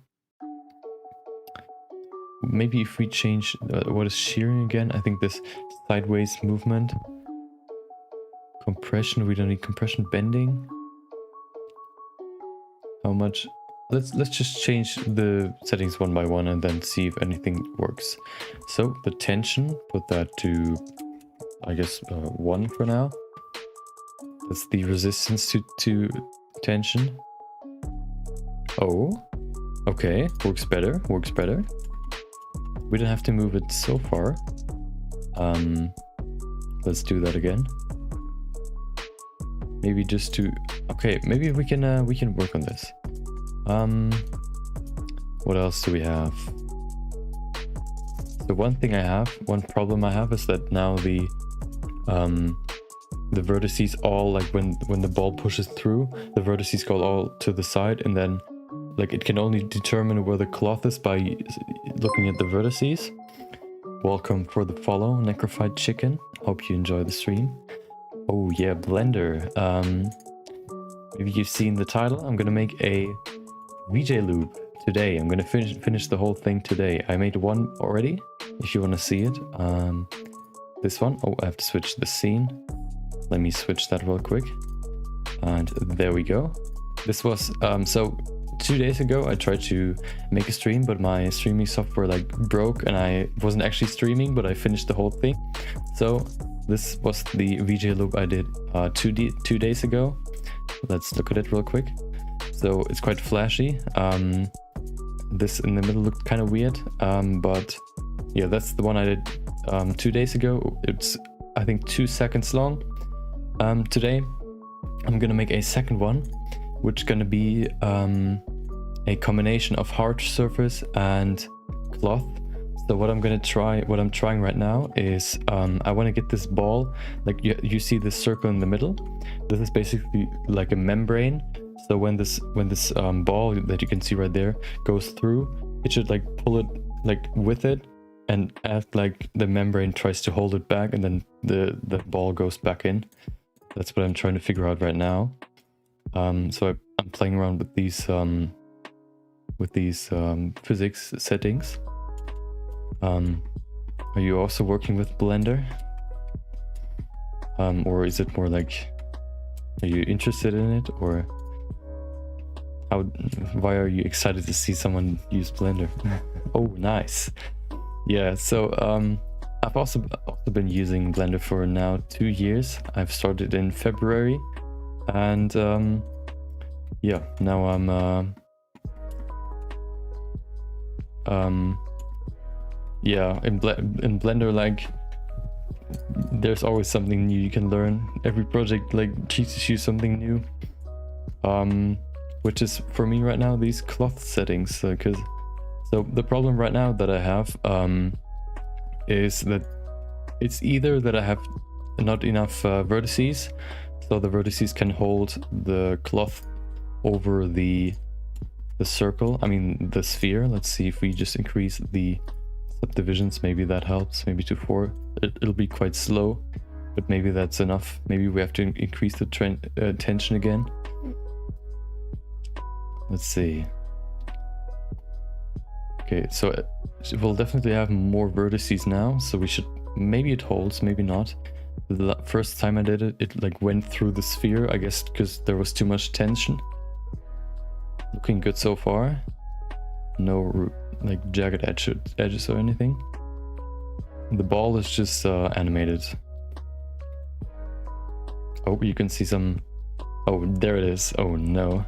I mean, we don't have to like move the ball this far, but maybe, let's see, where's the breaking point?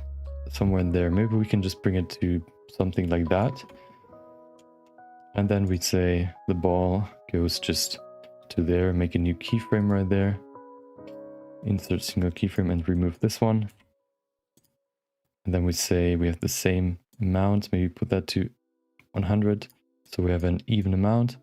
And copy this one over to, let's make this one to, put this to 50, and then we can bring it back at 100.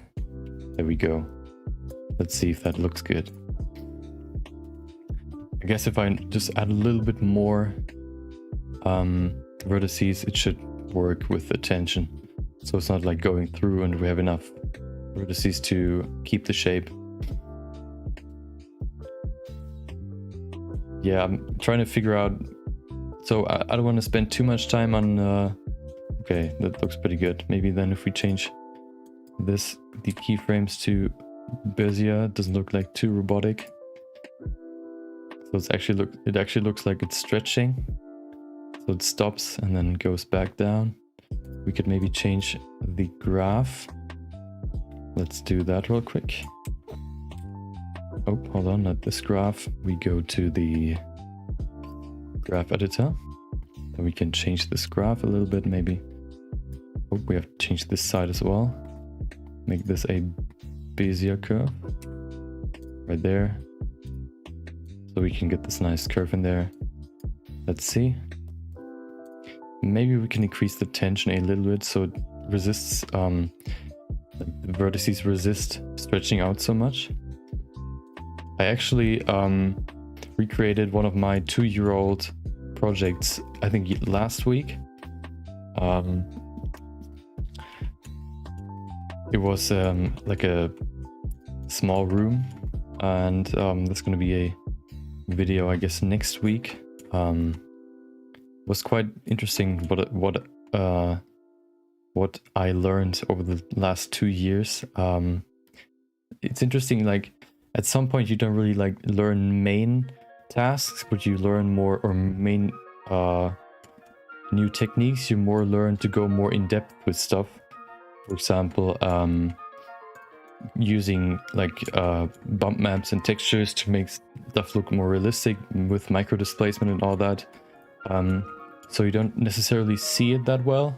But if you go closer, you can see that it looks way better. That's one thing that like I realized, which was quite interesting.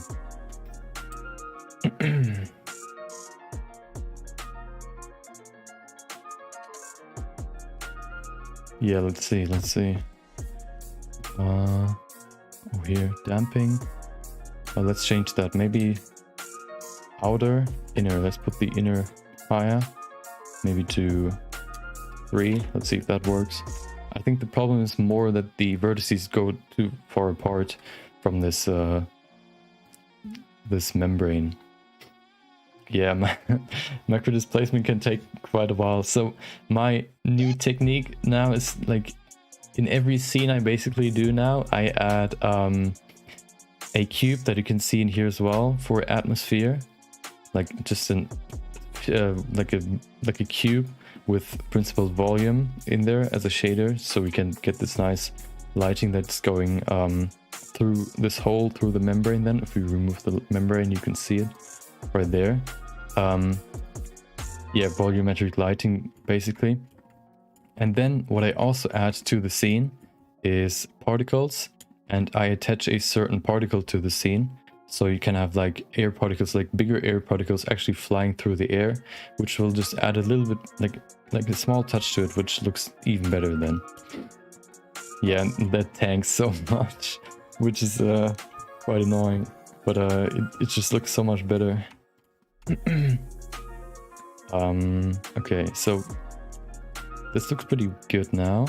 Let's see that in solid view. Okay, maybe, yeah, let's oh, I pressed the wrong tab. We could probably change the outer thickness as well, because it's like peeking through. Outer, maybe like 5. Do that again. I don't want it to peek through, just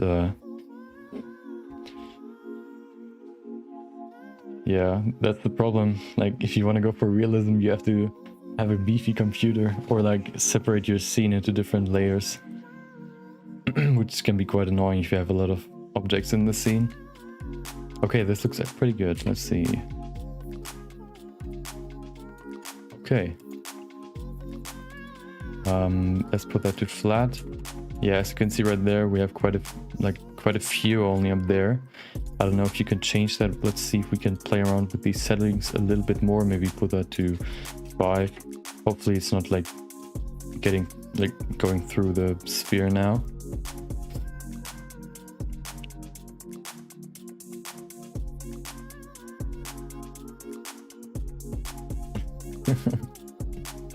Yeah, like if you're starting to like trying to get into realism, you just wish to have the best like specs you can have to actually do what you want in a fast pace. Like I saw a comparison between the RTX, I think it was the GTX 1060 and the RTX 360, I think, and they used viewport, what is it, viewport denoising, and with the 1060 was like takes like a few seconds until there's no noise and you can actually see the image. With the 360 it was like instantly. Yeah, I think that's, maybe we can go to 3. Let's see if that's enough. Okay, I don't even know if can you bake cloth simulations. Okay, that's not enough, so we have to go to 4 and then make another one in here. The problem with that is probably gonna, because the subdivision like smooths out the whole thing, is maybe gonna go through the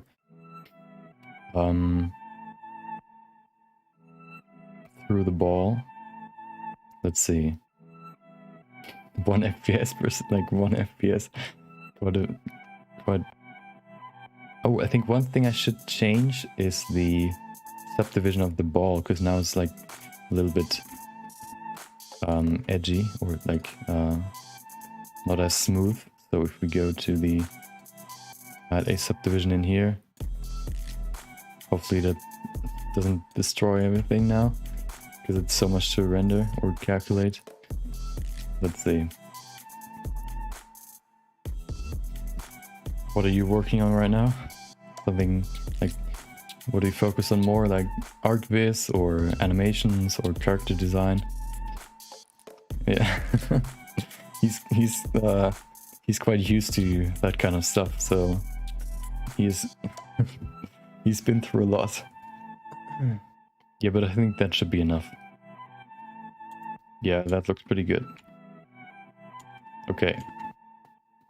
I don't even know if you can bake that. I guess if you just play this, it'll like go back. So this could be a loop. So if you go to the ball, yeah, let's see if we can bake it. That should be easier then. Where's the ball animation? Or select the wrong thing. We go to here, put this to 0. Oh. And there we go. The end is 100. So we have 2 seconds again, like the last time. Let's see. Cloth. Bake. Cache. There it is. Okay, let's see. So what I'm gonna do is, this is gonna be a video as well. So I'm gonna, like every 30 minutes or so, I'm just gonna recap what I did and then gonna keep going. Just so you know that you're not confused as to what I'm talking about. Okay, so it's baking, but I don't know if it's like actually like taking the sphere into consideration. I think you can see what's happening when it's baking, right? You can see it when it's done.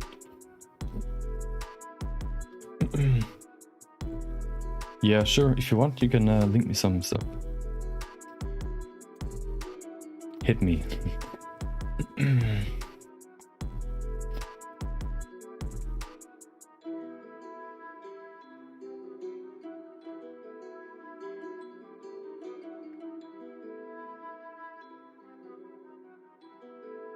Okay. And there we go. Oh, still baking? Oh no, let's can you... Okay, let's just bake it through. Yeah, I can see the link.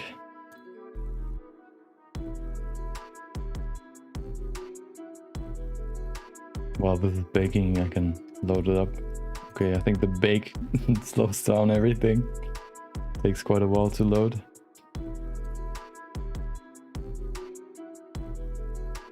Okay, I have to wait until this is done, then we can look at it. Wait, I can... Nope, I can't. Okay. I guess I can press escape to cancel, but I'll just leave it.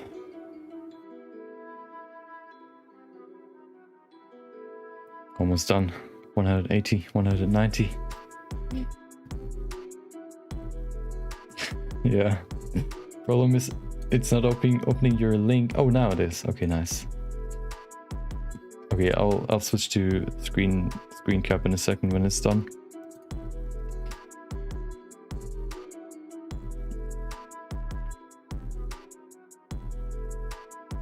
Almost 20 more.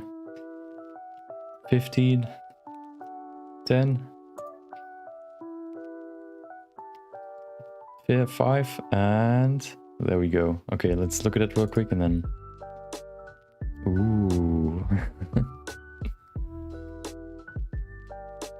Okay, looking pretty good. And then it's going back in.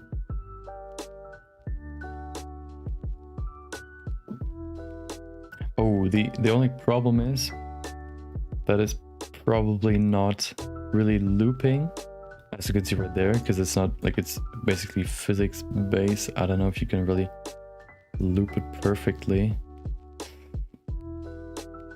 Maybe if you... Like if the ball keeps a certain tension, you could probably do it. Like if you... We'll probably have to play around with it some more. But let me look at it real quick. Okay. Yeah, that will probably take a while. I kind of wanted it like to be like this ball coming out and going back in again. Maybe you can make the cloth like super stretchy, but also super like tense. So when there's no like stuff pushing through, it's actually quite stable.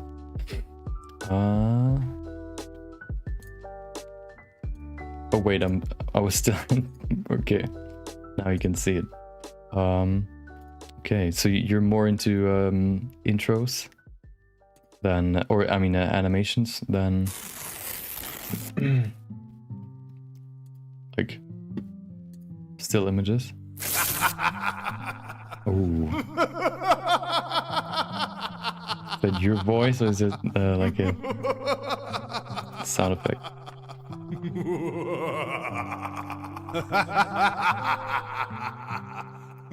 Yeah, it takes 3.5 minutes. Okay, let's see. Oh.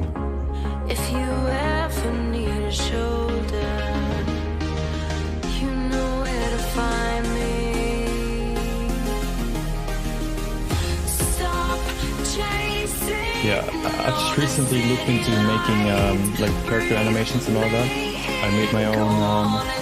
Let's make this a little bit lower. Like I looked into like making my own characters and then making them animation ready. But like I've done the first character. I finished that one, but I like canceled the project at some point because it was like too elaborate what I wanted to include. Okay, let's look at a few more. Is that more like a music video because of the response to the music and all that? And you can see some logo animations as well. Is that all done in Blender, or did you use stuff like After Effects or something as well?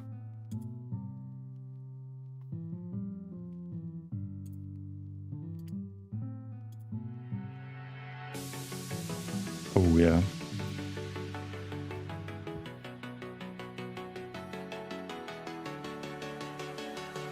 I like the touch of adding lights to the dark side of the sun. I mean, or Earth.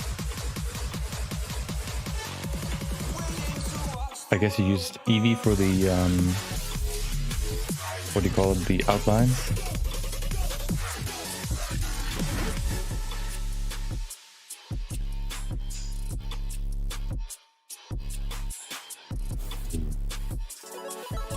Yeah.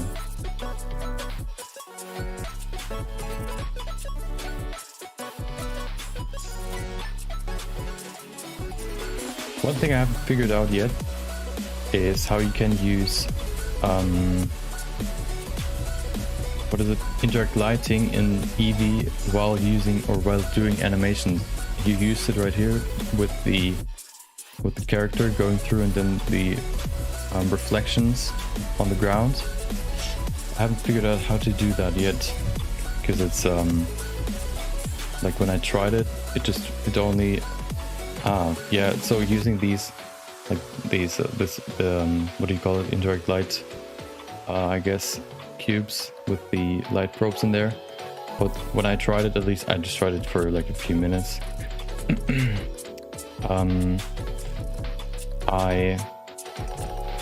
It only like baked the first frame. Maybe I had to change a few settings or something.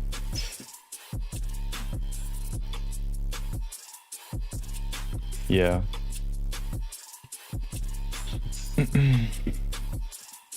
I mainly use cycles. Just, I don't know, I'm used to using cycles, so it's kind of like my main now. Ah, okay, yeah.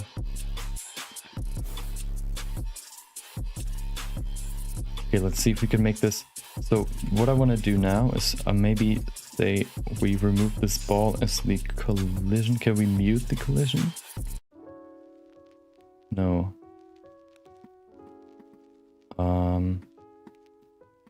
Let's see. Kind of want to mute this just to see what it looks like when the cloth is not being affected by it. Or actually, I mean, we can just look at the first few frames. Maybe delete the bake because we need to look at it. in real time, so it shouldn't fall down. So we probably have to increase the tension, I guess. Maybe let's just see what happens if we put that to 15. Okay, now it's still falling. What about... I don't know if it's... No, hold on. Yes, yeah, exactly. Keep it tight.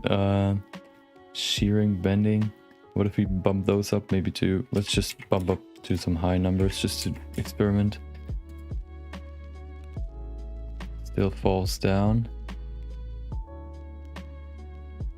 What we could do though, which could probably be the solution for everything, we could cheat a little by just going in here and making a new plane.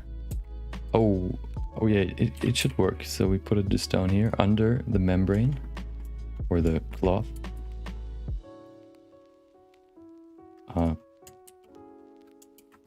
Wait, let me switch to random colors so we see it. Okay. There we go. Color can stay the same. I mean, okay.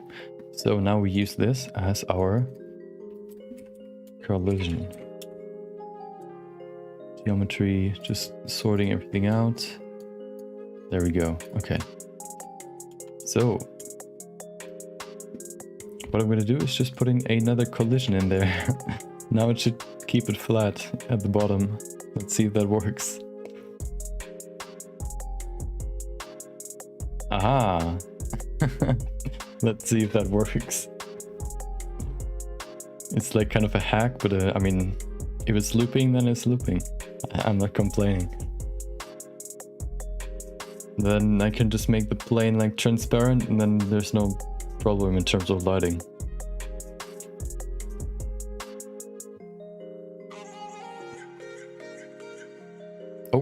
Oh, of course we have to change back the values.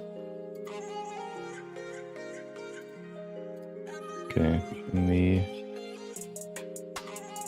this one, 15, 15, what was it, 5?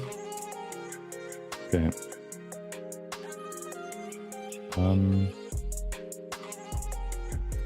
Okay, let's see.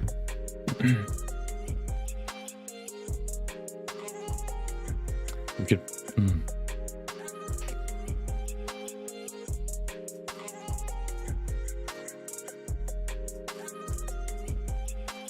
Let's see if that actually loops. Let's see. It should now, because it's like completely flat at the end.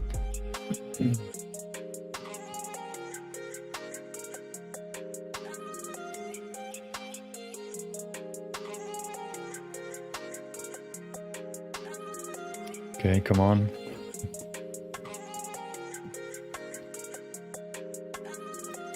Let's see how much performance my Blender is taking right now. 16% out of 30 that is used right now. No, 28. No, hold on. Okay, you can't see the percentage in the RAM department. Okay, that should... yeah, now it should loop. Perfect. Oh, but... Okay, so... we probably have to change the... What if we change it from... Okay, let's bring this. Maybe bring it just 10 forward, because in the beginning the cloth falls down. So if we say it starts at 10, bring it forward. Like that, and then we say start at 10. Does it work now? Yep, now it's actually already flat. But it's wait, what? Let's do that again. Or is there this weird thingy? I guess we have to, let's just we have to bring this further to 110. And then I mean, we could also just say, let's see if that works. bring this as close as possible. Yeah, let's see if we can change that. Simulation start at 1. We could, hold on. Okay, now we can see it closer. We can just bring it even closer together. Then we might even not have to change. Oh. Like we have to tweak the physics anymore. Okay, let's see if that works. Or is it, oh, it's now through, but it should reset now. Let's see. Okay, that's too far up. So we have to, oh, not hide it. Okay.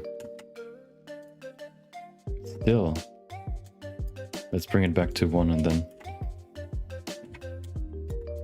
Okay. There's my membrane. Where's my ball? Right there. Okay.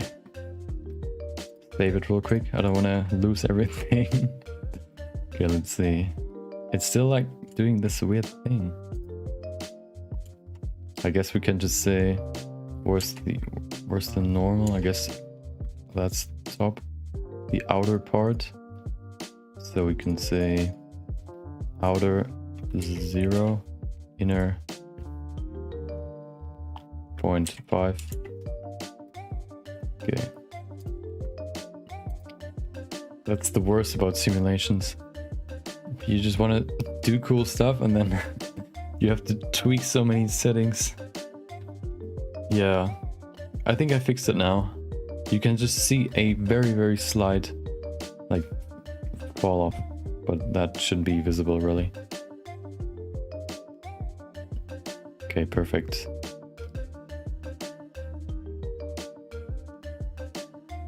Okay, let's see when it's done. Oh, sorry.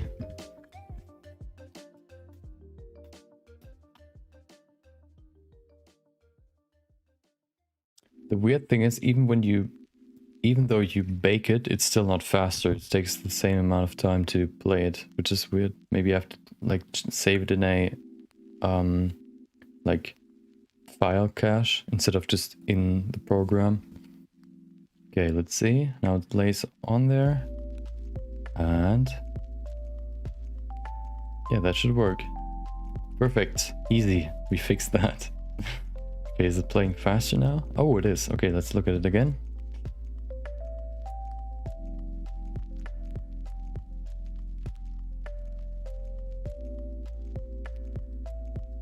Okay, yeah, that should work now. Okay, perfect.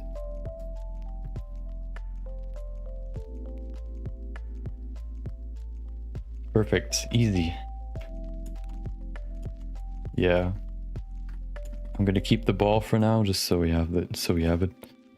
I think what I'm gonna change though is, oh, of course, we'll just go into the middle somewhere. We can change the animation like speed later. Let's change some, let's bring in some more detail in these models. What I wanted to do first though is go in here and of course I have made my vertices already, so we can go to the displacement, make a new one and put vertex group waves. Reverse that and now we could see that only, oh, wrong one, this one. Now we can see we can displace that. We add some more subdivisions. Simple, I guess. We could use Catmull. Okay.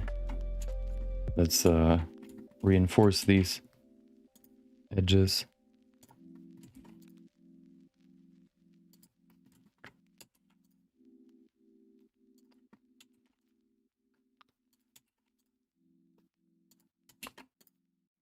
There we go. Perfect.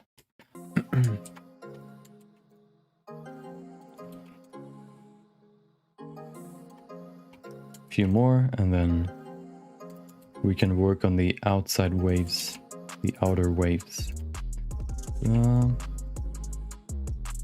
Okay.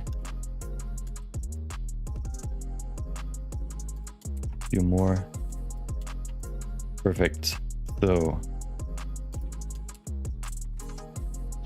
okay. Oh, there's one more down here. Okay, now if we use a texture. Oh, actually we have to bring the subdivision higher, like that. Okay, texture. Let's see if we can change the wood texture so it's like waving to the inside. Like the waves are going to the middle. I don't know if you can do that, because you would probably have to use an object node. Let's see. Rings. Oh, perfect. Maybe ring noise so we can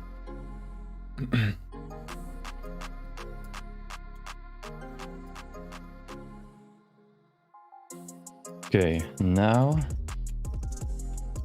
we can say strength to 1 first. Okay, it's pretty harsh. Can we soften it?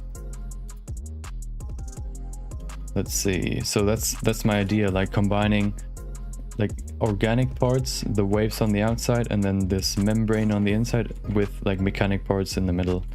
Maybe, I mean, the ball will probably not be visible, but that's the general idea.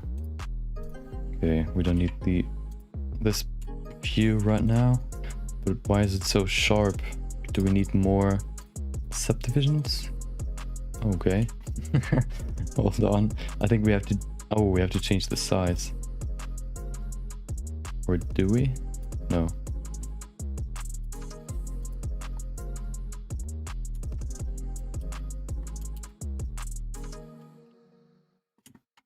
I guess we have to add more.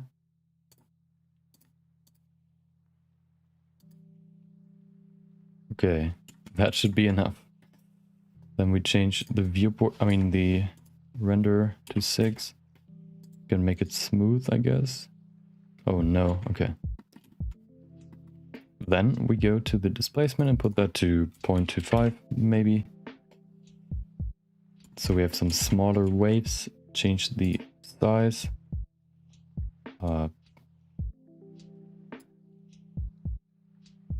Okay, I don't know why the size value doesn't isn't affecting the displacement in any way.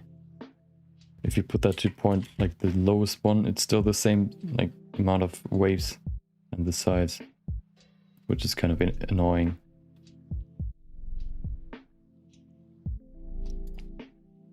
We could maybe change the, no, we can't even change. What if we apply the scale? Okay. Wait, what? Okay, interesting.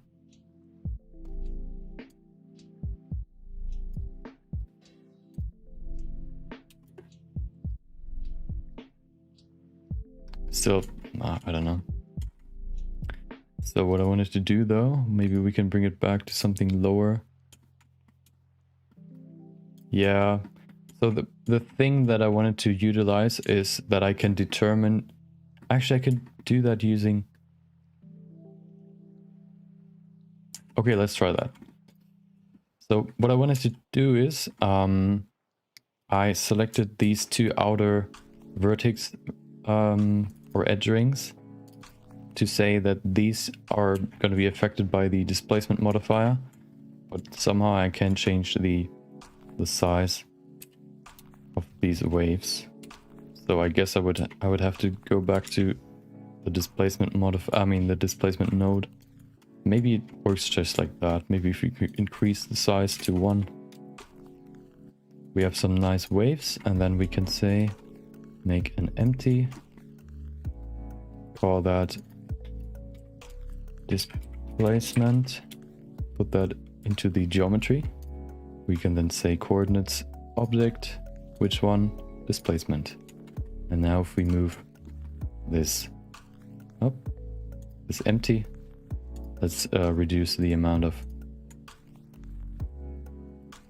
subdivisions, maybe to, I guess, 3 or 2. Let's see if that works now. Ooh, But it's not really looking like waves, is it? What if we move it like that? Okay. Interesting. Y, do the same. Oh, you know, I think it like looks kind of like waves, but not really.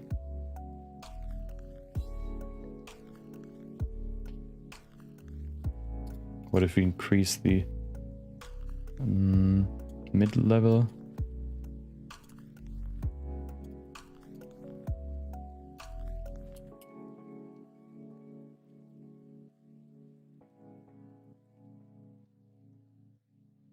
I think it's just easier to use displacement nodes. Be gone, displacement modifier. We'll go back to nodes, because that's just easier somehow. Okay.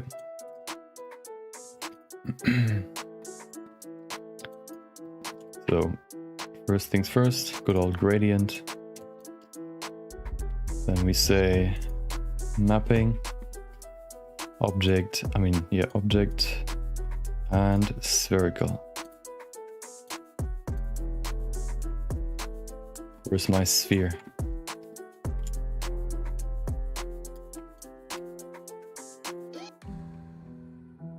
My sphere is gone. Where does the... It should be so... Well, hold on.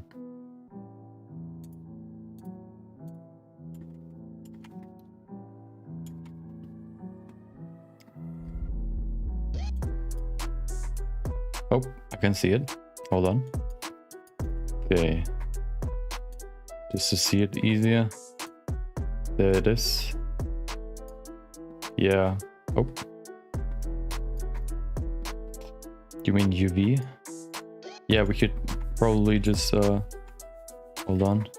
Put it to there and then say unwrap project from view, and then we can use the UV saying quadratic sphere. No, hold on, that's okay. Let's just use object. Object is usually the easiest way because then it's always in the center, but it's not right now, and I'm trying to figure out why.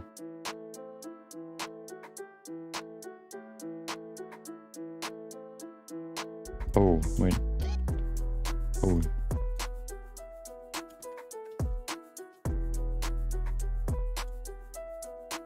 Oh, there it is. It's just so small. Okay, hold on.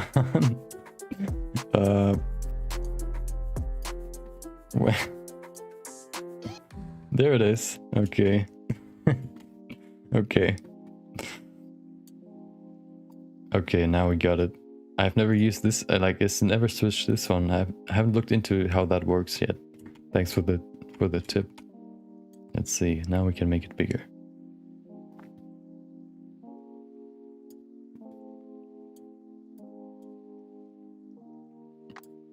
Okay. Want to have a nice gradient. Nothing of the hard surface should be affected.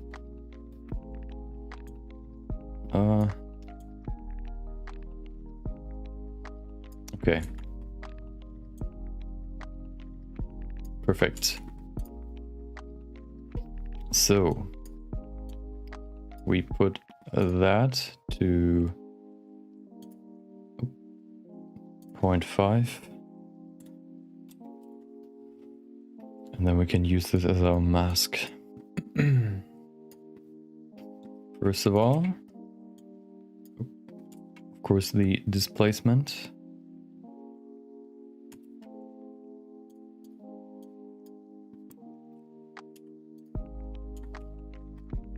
Let's bring back the shader so we see what we're doing. And we plug this into, of course we have to switch it, use it later.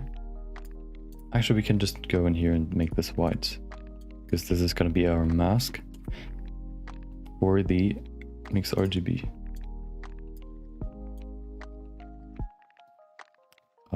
Height. And then we use... One's gotta be...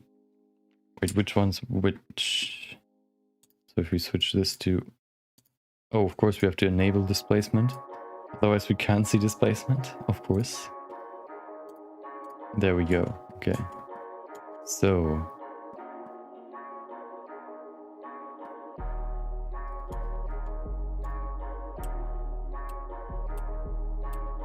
I guess this middle part is going to be black. So we have to put this to 0.5 and then we can use a wave texture. Let's actually bring in a light so we see some more. Okay.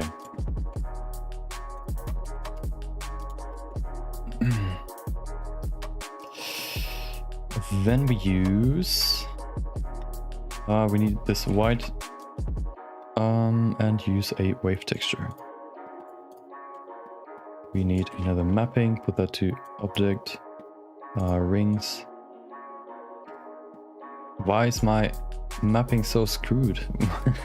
Hold on, is there anything I haven't applied yet? No. Okay. I guess we use generated. Okay, something's weird.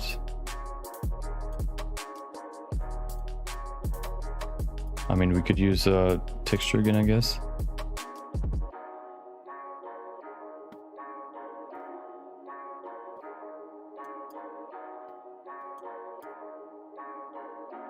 I guess we can just move it over. Nope, we can't. We can't do anything. Hold on. Oh, there it is. But it's like...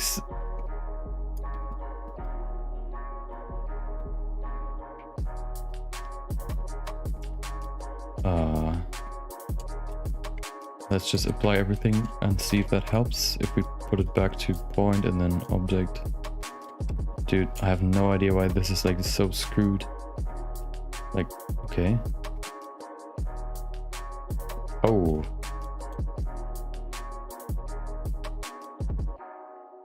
Did that work? Sort of. Aha.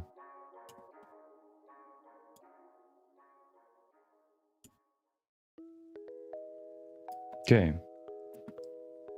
I think it's kind of off center now. So, oh, of course, now it shouldn't be. Okay, perfect. Put that in there. Aha, okay. Perfect. Now we can actually customize this how we want.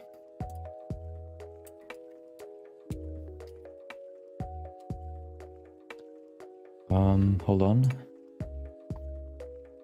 Okay, so first recap, just real quick.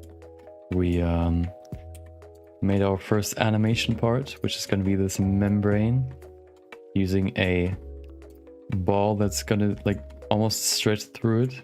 I applied a cloth modifier, which will be stretched, and it's going to be stretchy just because we use the rubber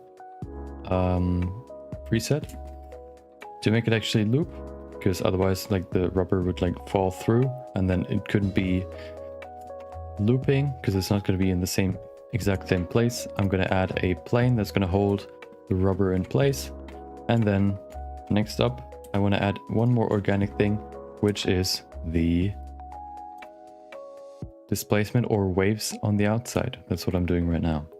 Okay, then I'm going to add some more detail to this center part, and then we're done. Almost. We have to shade it and then we're done.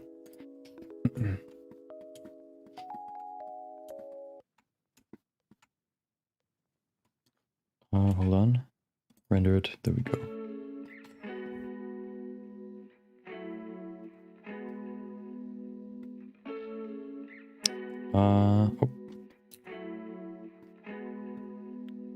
Oh, wait.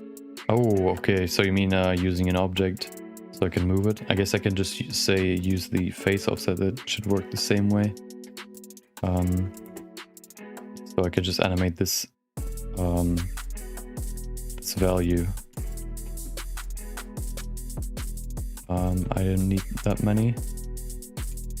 Way less, maybe like this, like big waves, and then distortion a little bit, so it's not as...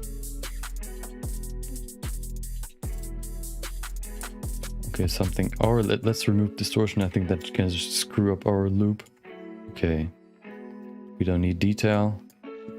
We don't need detail scale. Oh.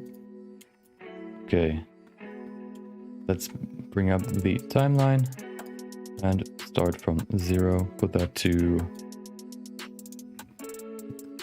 there, insert keyframe. Can we see it in material preview as well? We can, okay. So it's probably going to be hard to like perfectly loop it if we say this is the high point. Putting one at 100.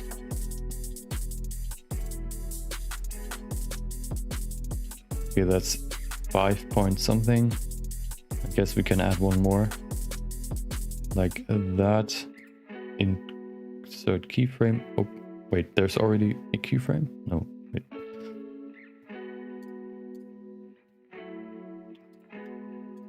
Okay. Let's see.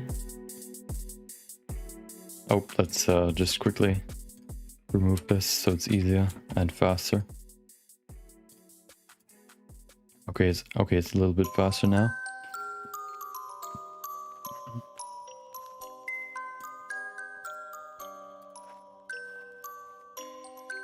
Oh, a small jump. Let's see if we can fix that.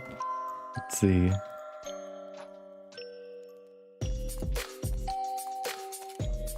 Okay, so we have to move it a little bit more. Like that. Oh, just maybe 0.5. Aha, perfect. Okay, now it should loop. Easy, okay.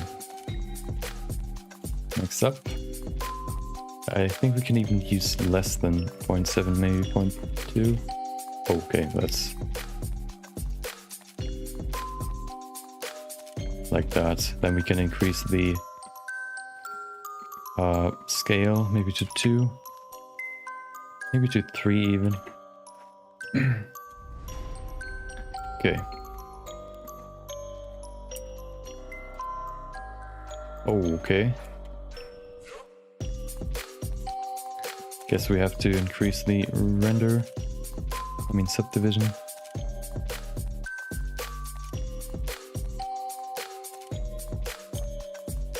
This is gonna take a long time to render. Okay, that's way too much.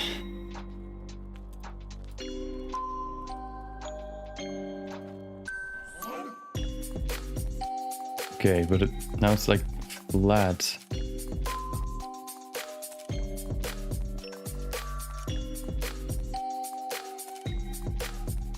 I guess like that could work. Yeah, I'll look at it later maybe. Okay, let's add some more detail in here. First thing first, let's call these empty something displacement. And what is this? Focus, okay. Let's say light. We don't need this anymore. So, go in here. And I guess just add a circle. Open up there.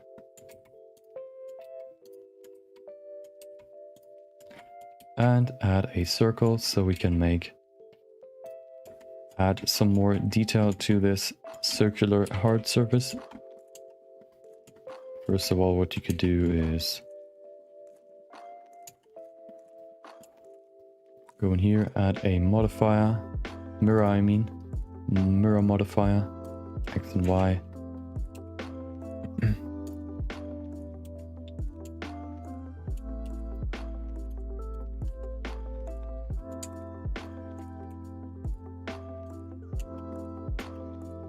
Okay. Oh, okay, they're gone. I thought they're still there, but that's the modifier. Okay, perfect. So, first of all,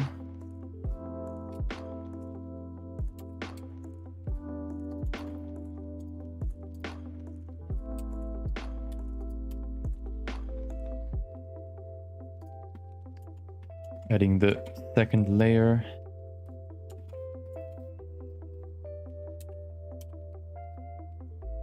Like that. We can then probably just say extrude it down here. Okay. And then we can maybe say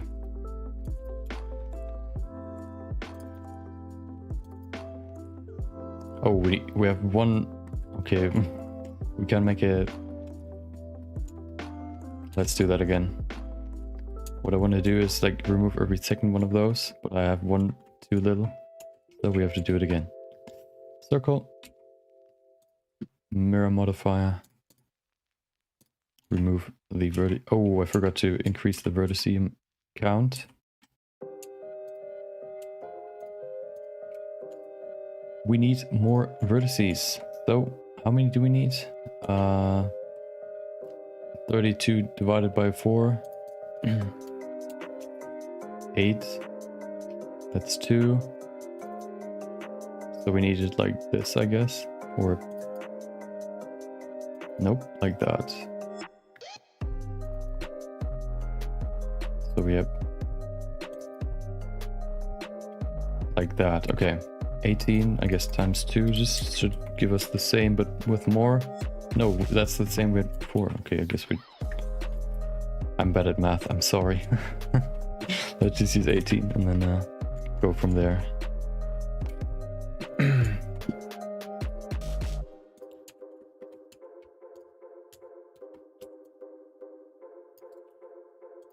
Okay.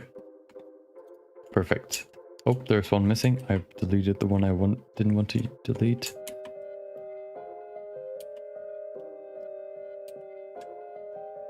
Oh, okay. It's kind of awkward, but okay. Okay. Well, he's not crying yet. He's gonna cry tomorrow when he has to render the whole thing. Like it's still like 2 seconds long, but still like it's gonna take so long. Okay, now. Okay, dude, that's still not enough. Okay, let's look at this.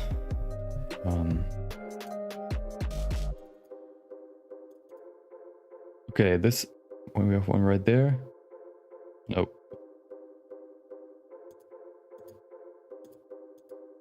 Like that. Yep, 20. Okay, perfect. Let's put that to 40. I guess then we have enough for even more of those. Mirror.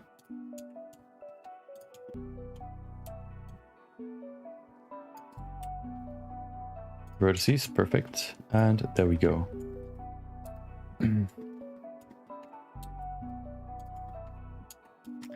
Next up, go in here, extrude. Oh.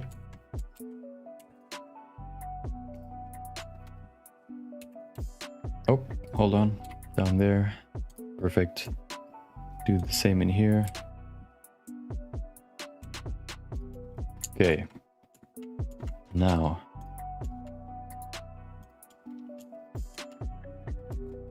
What we could do is, for example, just go in here and select every second one of those. Okay, I'm not gonna figure this out. I'm just gonna say like that. Okay. Rule should work as well.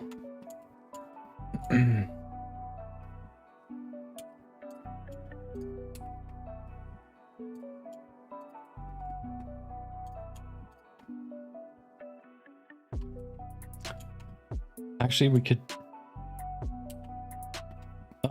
no, we'll do that later. Okay. Using the mirror modifier to quadruple our speed. Okay. Now we can select all the faces.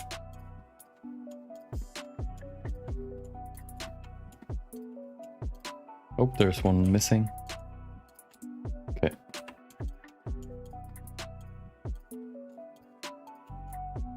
invert. Maybe pull it higher so we see it. And then can you just bridge it like that? Ah.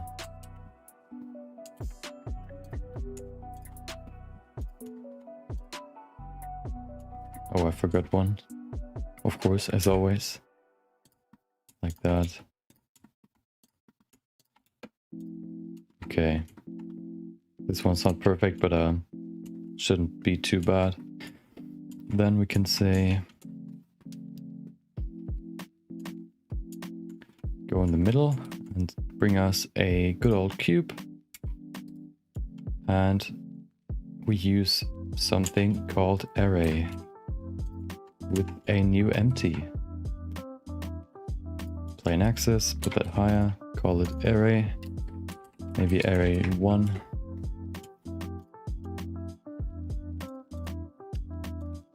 Array, not relative, but object offset. Select the array empty.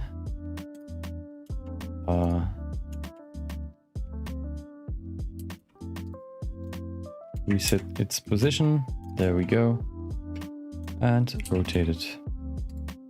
Before we do that though, scale it on the x-axis. Make it thinner here.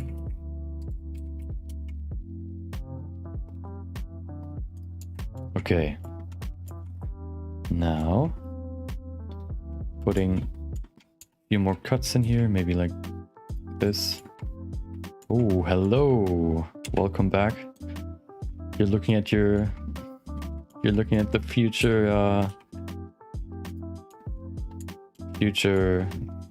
second VJ loop. Hope your day was good, Gohan or Gohar, I'm sorry. I can play it for you in a second.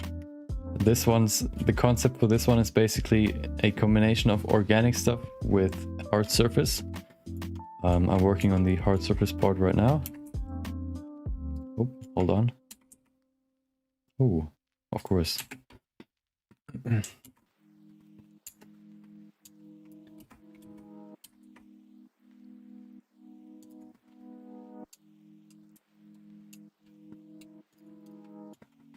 Okay, put that down there.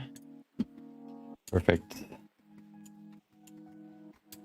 My day was quite eventful because I had to set up OBS. Like I had to switch to OBS, which took quite a while. So I was done like 2 minutes after I wanted to start the stream, but it's not too bad, I guess. Okay, and then we need more. Maybe let's say 100. Okay. That's maybe too much. Maybe 50 should be enough.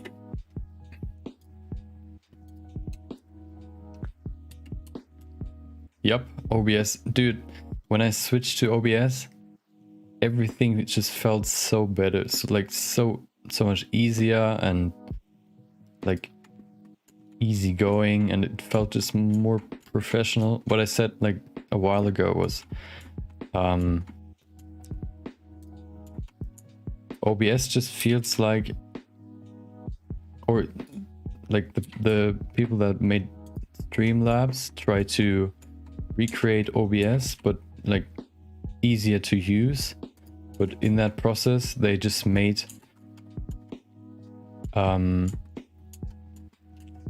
everything like more buggy.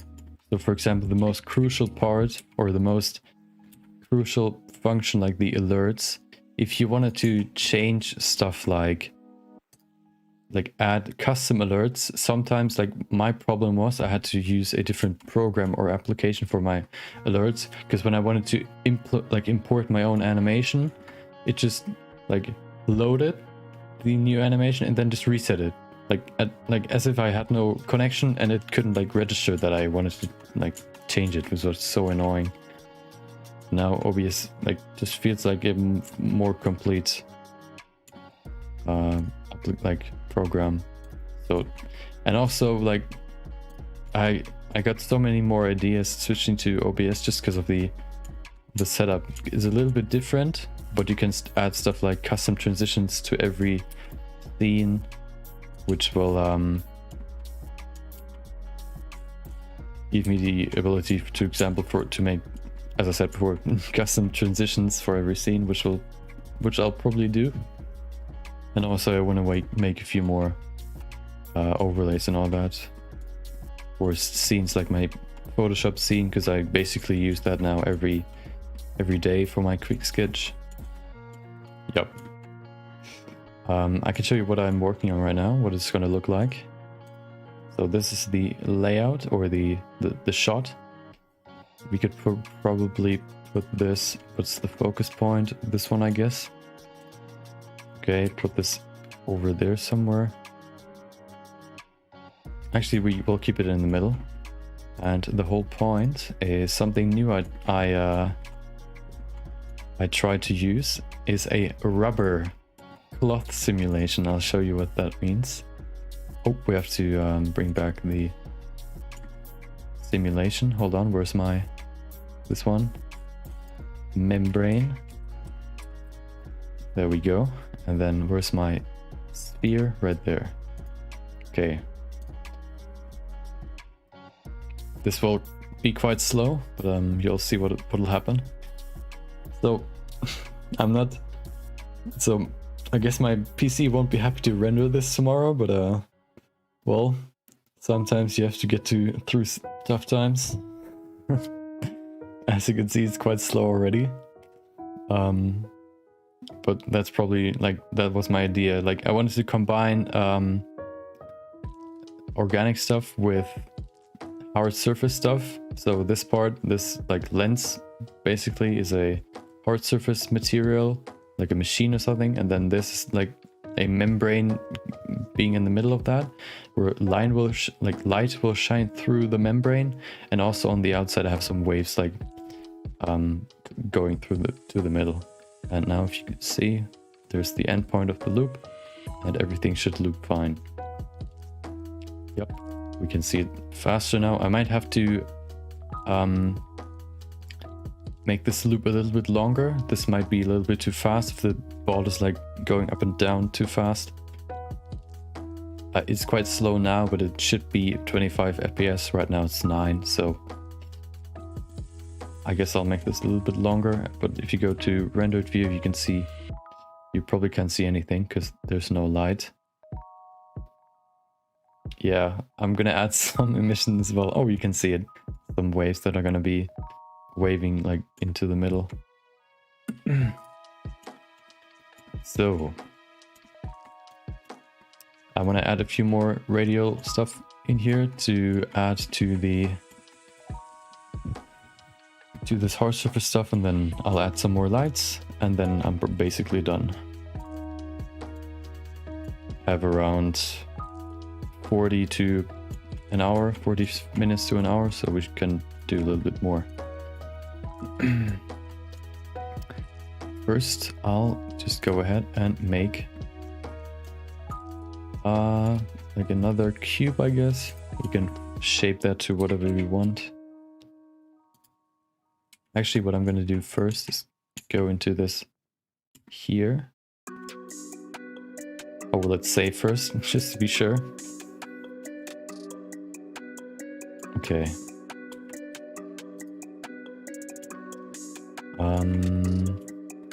Okay. Let's see, is this...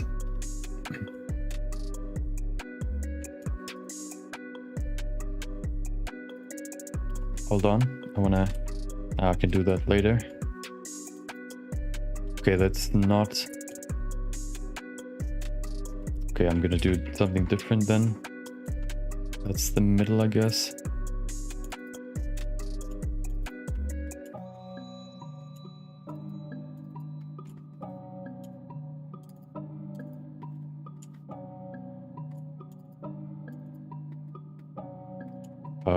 I don't know comics, no? Do you want to introduce me to them? I'm always interested in new people in the same field as me. Is he also like a someone that works in like what would you call your work? Like just like it's like saying I'm a DJ sounds like okay, but saying I'm a VJ, maybe I've just never heard it before, but it sounds like kind of weird. Maybe VJ or an engineer.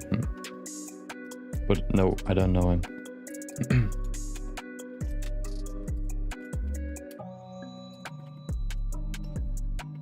Okay.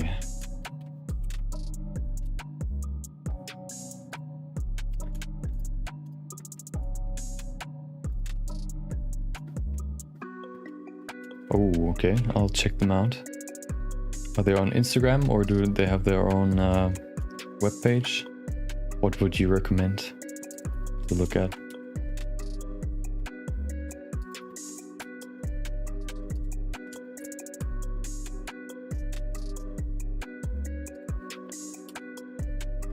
There we go. Okay. Inset. Hopefully. Okay, perfect.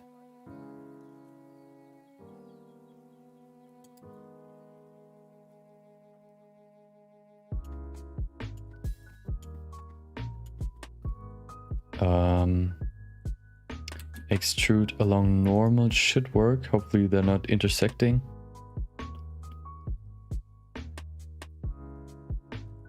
Dude, everything's so slow now.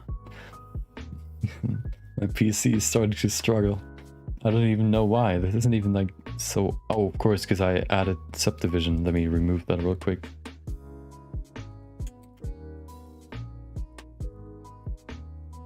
That's why. Okay, now it should work. Aha.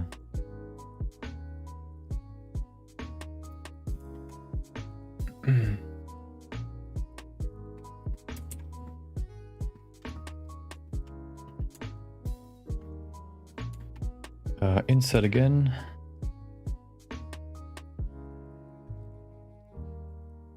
Let's see, we can make some changes.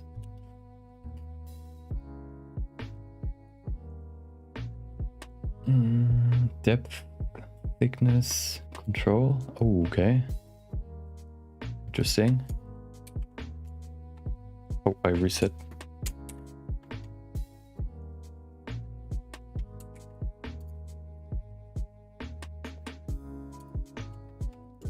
And then inset. Wait, what? Now it's not even working anymore. Something's happening. Oh, there it is. Okay, can you clip it? No, you can't.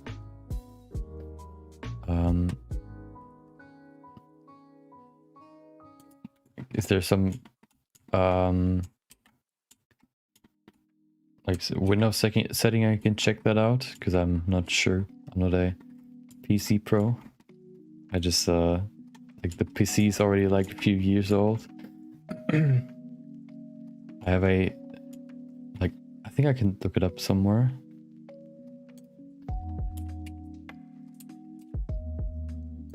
Is it in here? Let's see. Okay, graphic card, GeForce GTX 1066 gigabytes. Yeah, so I mean, yeah, I saw some like videos, explanation videos where people like shot their like made some projects on their MacBook.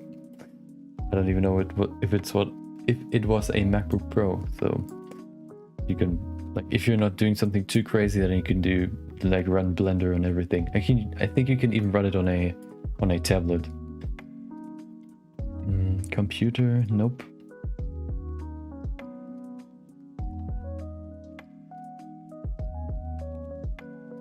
Yeah, so if you're not like too crazy in stuff like details, then you can basically run it on everything. Okay. Oh, processor, AMD Ryzen 7 1.7K 8-core processor. Do you want to like know something specific or just the general stuff?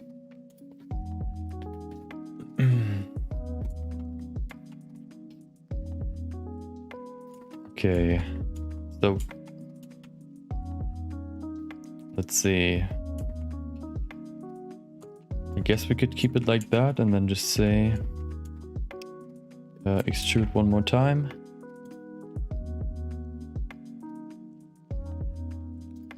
And then 2 cuts right there, 2 cuts right.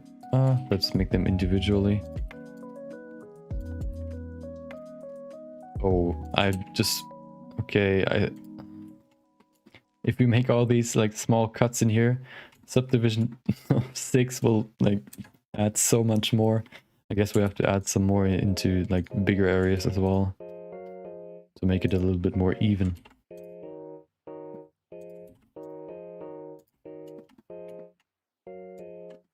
Okay.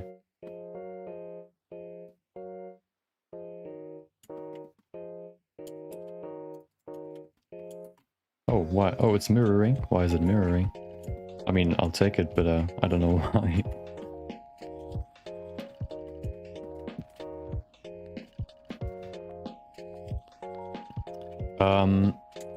I think NVIDIA or NVIDIA, I don't know what you would, like how you spell it, but I think they have like a specific render performance improvements specifically for NVIDIA cards. So if you guys have an NVIDIA card, it's I guess faster for you to render compared to using an AMD graphics card. So I guess I would guess, with the knowledge I have in that department, that NVIDIA is better for Blender. Okay.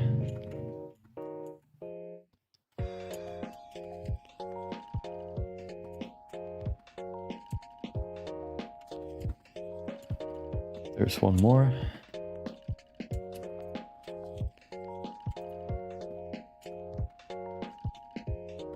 Two more actually. Is that all of them? Nope, we have to do a few more. Let's go and do that real quick.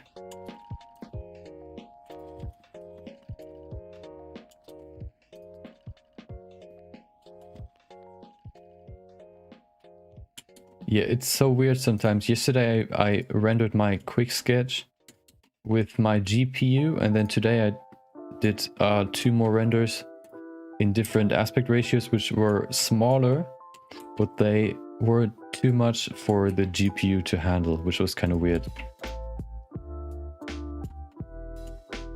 Yeah. It's funny. Blender usually never crashes when I try to render. It just tells me that it's too much to like handle for him, basically. It usually just crashes for me when I just try to do something. Like I want to switch from rendered view to material preview and then just bump, gone. Which is kind of weird sometimes. Like when I start a scene, just gone. And I don't know why. That's why I'm such an avid saver. Just like sometimes when I see this little star up there on the window, I always save when I make like a render or something, just to be sure. Okay. I think we got everything now. Let's add one more thing. And then we can work with some shaders. Add another cube, who would have guessed?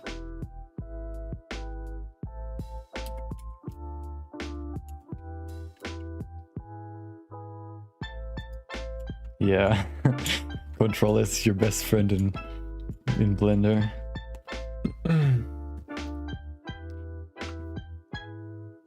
Okay, I guess just this is comics.com or on Instagram.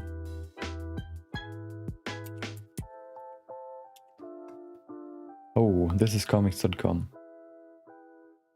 Okay, I'll save those links. Hold on. I mean, we can look at them real quick. I'll probably save them in my bookmarks.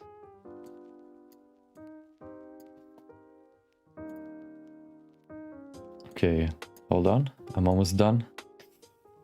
You can see it in a second. Okay. And there we go. And there you can see it. Okay, show reel, let's look at it.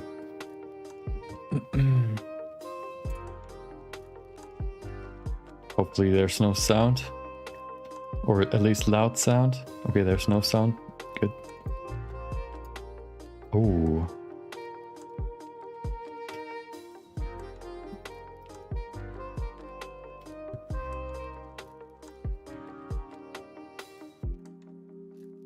Is that like, are those the graphics that they would use in their concerts, I mean? Oh, it's loading. Oh. It's either my internet or it's no, my internet is fine, so it should be, maybe the video is too big. Not optimized, or maybe it's me, maybe, I don't know.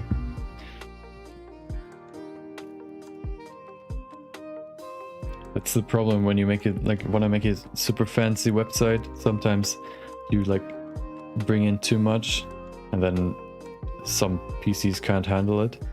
I had one website where there was like a 3D fox flying in the air basically, and then if you scroll down it changed color, I think, and it looked at the mouse cursor, which was pretty cool, but it was like super laggy. So oh, there it is.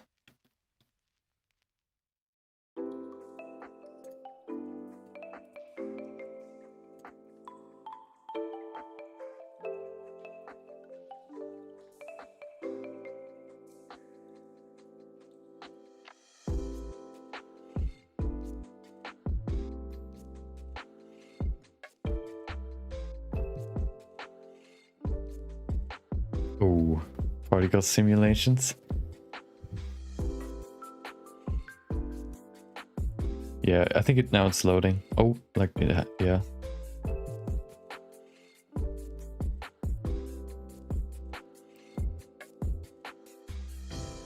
Do they have an Instagram page? I would probably would like to follow them to get some inspiration. But I'm gonna bookmark them as well.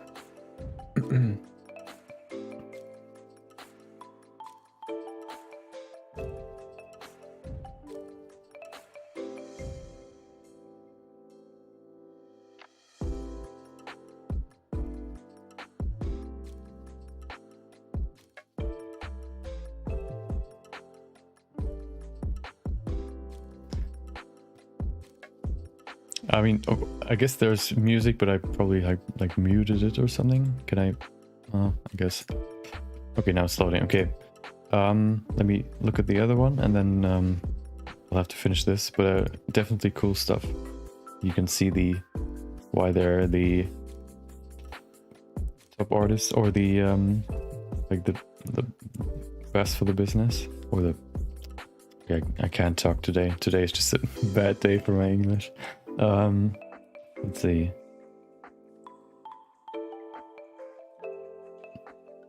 KBK Visuals. Have you worked with them as well, or are they your inspiration as well? Oh, KBK Visuals. Oh, music video. Let's see.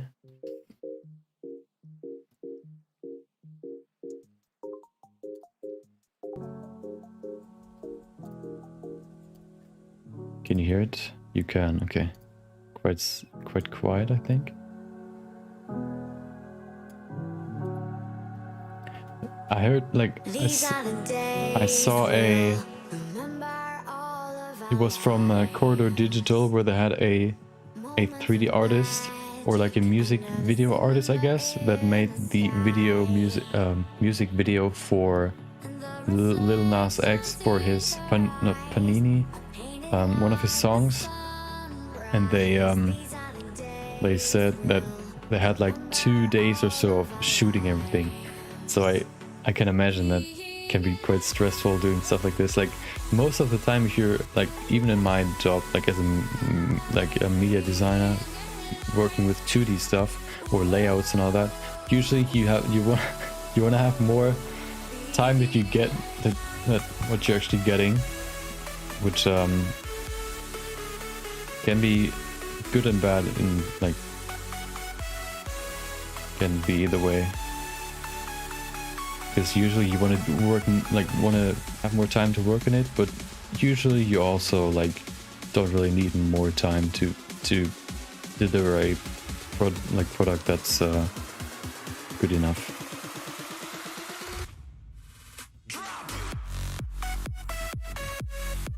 Okay, let's look at a few more.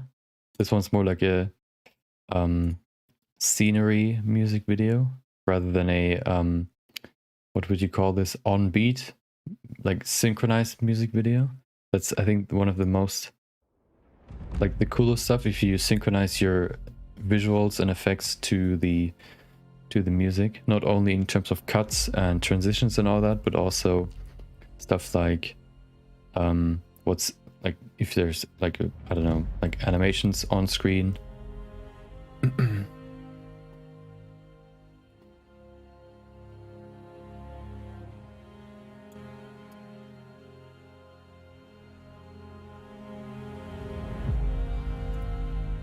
Oh yeah, you're right. I forgot about that. Copyright is always the bad boy. But I guess, well, I can't get claimed if I'm not monetizing it. Well, I probably can, so yeah, thank you.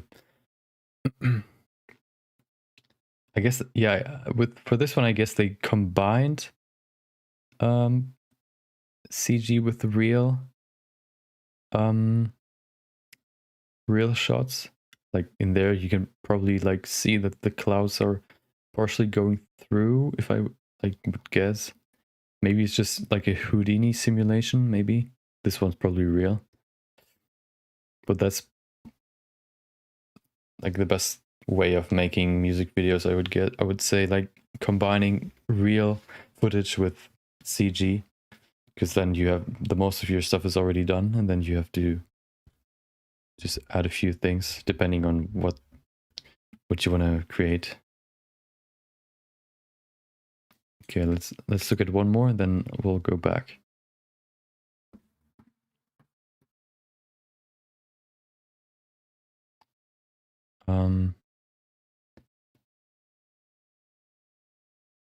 Actually, I saw, let's see if this one's similar. Okay, so this is basically a VJ loop, right? I saw one VJ loop that was like super elaborative, but also pretty simple. Let me see if I can find it. Hold on. It was what was it called? Just I probably can't find it, but I'll give it a few tries. You can look at the music videos for so long. Okay.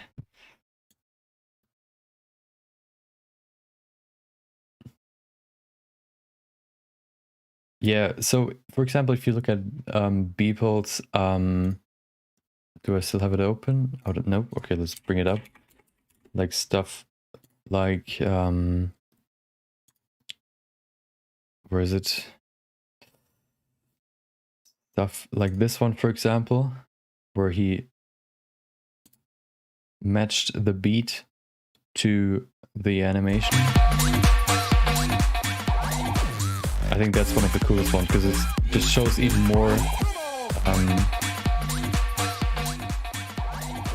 how much time you spend on it. I think that just adds way more, at least for me, it adds way, multiple me. Adds just more dedication, like it shows just more dedication in my opinion.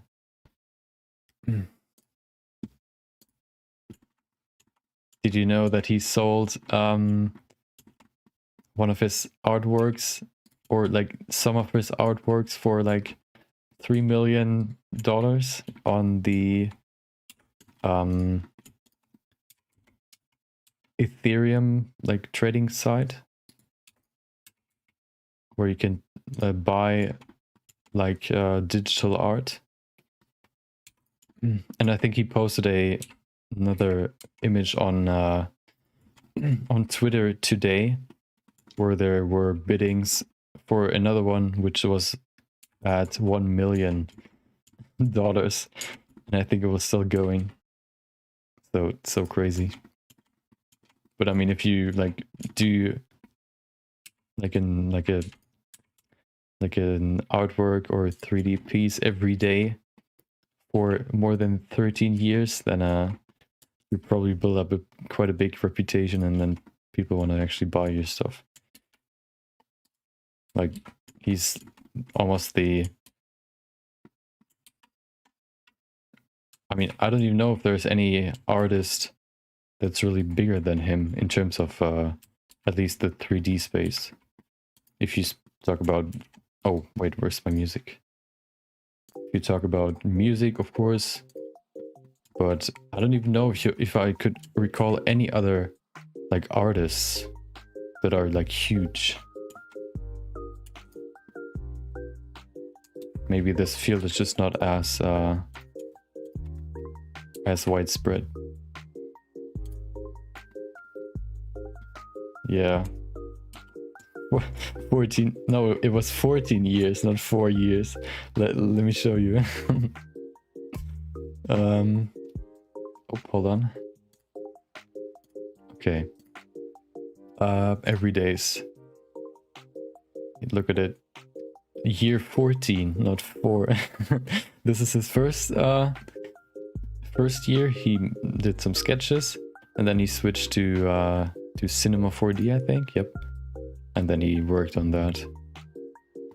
You can see the progression like this in the beginning, and like I think this was his first one or the last one, I don't know. But yeah. And now like full like scenes. Of course he's using a lot of like pre-made assets, but it's still... He even sometimes he even animates his stuff, which is kind of crazy, like doing that in one day, like animating a character. I guess you can save the animations. I've never looked into that, but still. Maybe you can even see... Oh, this one's the image that got sold, Bull Run. And I think there was one more, like, I think there were 3 that he sold. Okay, back to... We have to actually finish this today, so let's go back.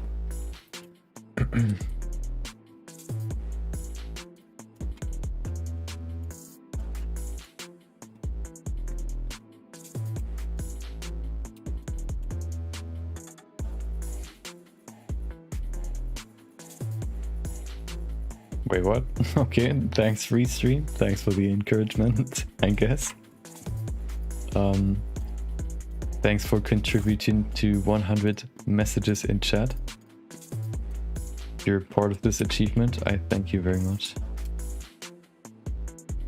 We've hit a new achievement. Time to tweet. Okay.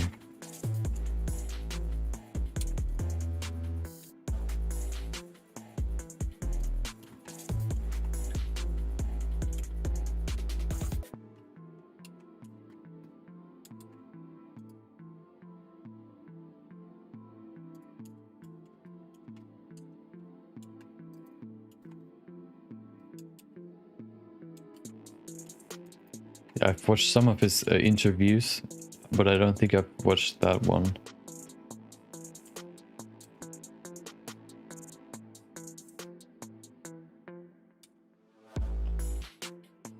It's probably quite tiring when you are known for a specific thing, for like, for example, for him like doing this every day. People are gonna ask the same questions every time. Probably gonna be tiring at some point. But I guess like it's not too bad. Okay.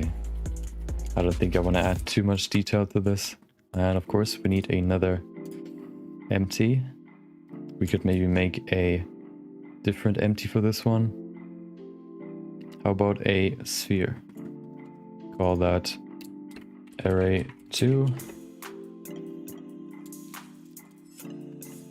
And there you go.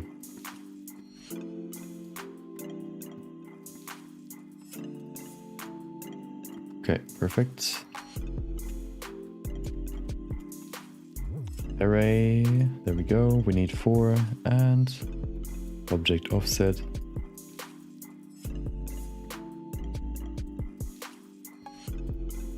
Perfect.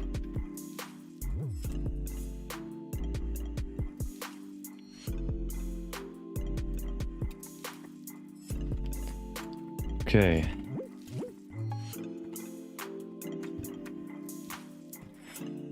I want to add one more thing down here.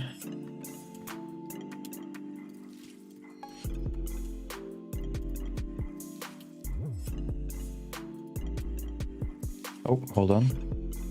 Inset individual. Perfect. Extrude along normals. There you go.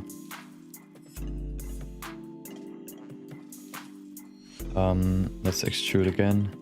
That's just the easiest way.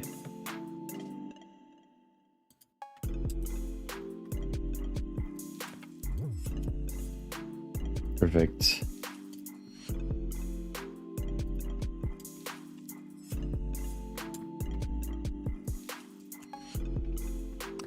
Okay.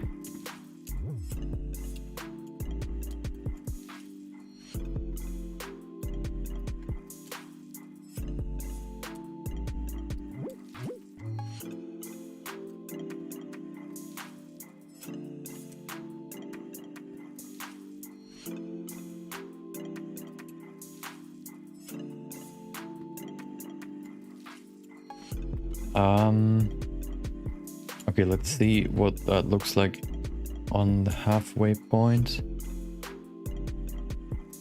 I want to change the layout, put this more over here. Oh, wrong one. Where's the focus? There it is. More like that, maybe. Okay. We can then just pull this up some more. Okay, I think it's time for some shading. Save it up. Also, we should probably decrease the subdivision level.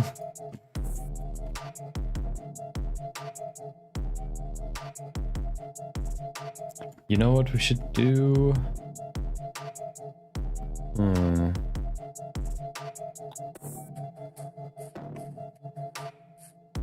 We could probably just separate these two parts.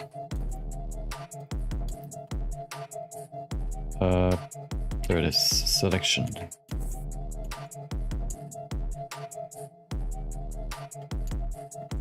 Okay. Waves and I guess lens we could call it. Nope, that's not the lens, that's the lens. Okay, now we have this part, which doesn't need that much subdivision, maybe like 3, I guess, maybe not even 2. And then this part needs a lot.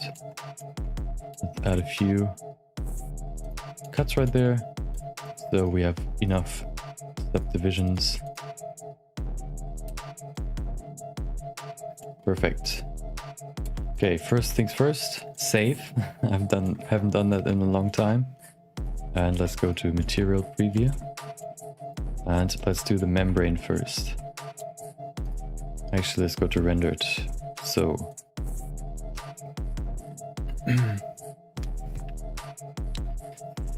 base color, let's see. We could make it oh, I have an idea. Okay. What if we say we use a gradient texture? Put a good old object in there. Rotate this by 90 Nope, put that to spherical. Perfect. You can already see what I'm trying to do.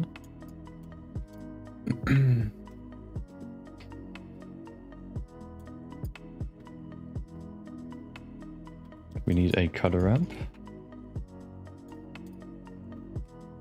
And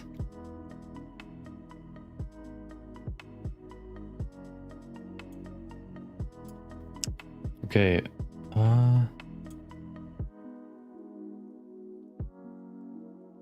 we need to move it, I guess, or spherical quadratic. Nope.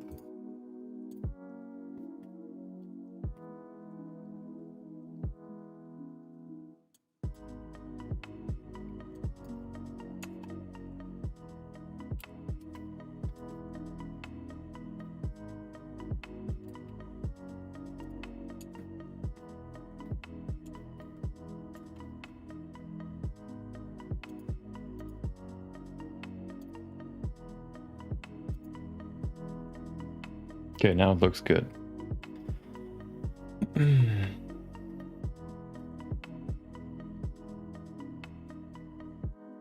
Bring back my stretch. I need it.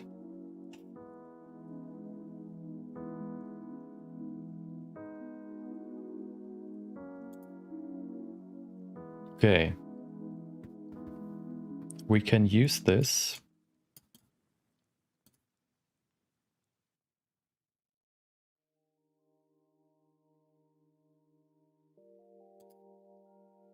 As a mask.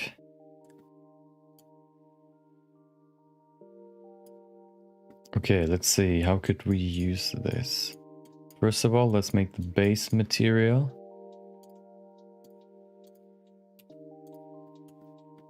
Oh, it's actually shining through, or oh no, it's not. Okay, let's go to subsurface. We need, let's put it to 1. Is the light on? It is. Okay. If we remove this membrane, there is no light. Why is there no light? Of course, we have this plane right there. We have to make it transparent. So we just say alpha 0.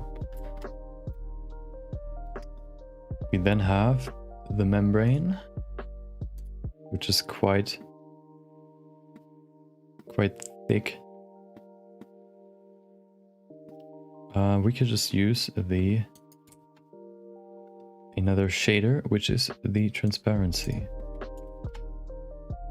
Either transparency or translucency. We'll see which works better. Transparent into shader. And then we see. Okay. I guess translucency works better.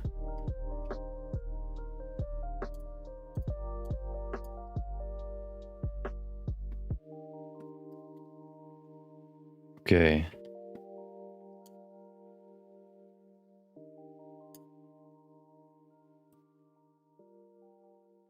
I don't know why there's this middle part. I guess that's...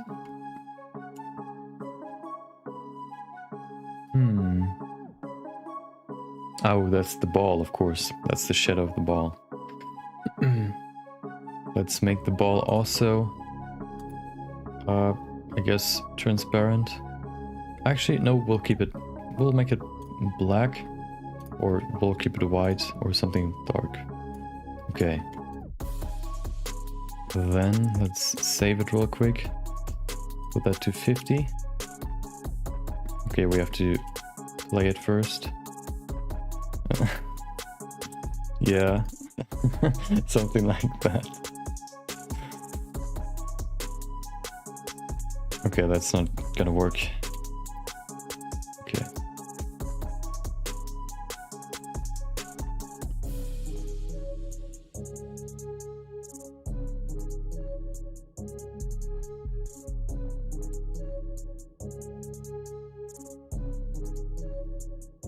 Bring that to 50 and then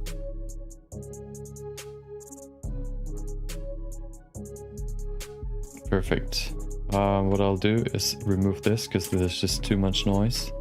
We don't need this for now. Okay, this should be easier to render now. Aha. Okay. Let's make this actually glowing. Of course we need some emission in this scene, so we use a glowing sphere. Perfect.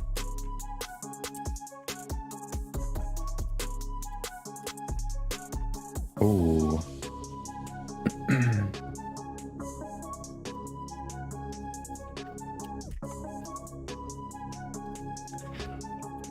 Let's keep it like that for now.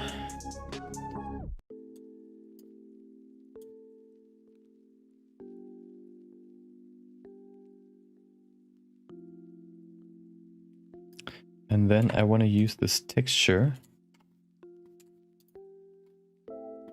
somehow. I'm not quite sure how, but I want to make these stretched parts like more transparent.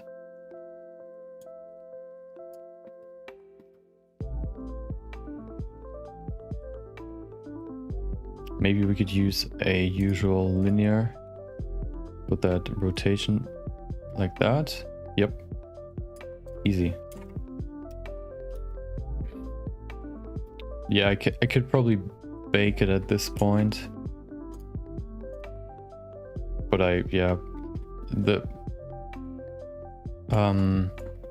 when I played it after I baked it, it wasn't really faster, so I just didn't do it.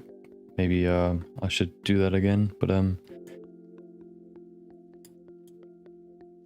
I'll work on this first and then I do a bake. Okay, save it real quick.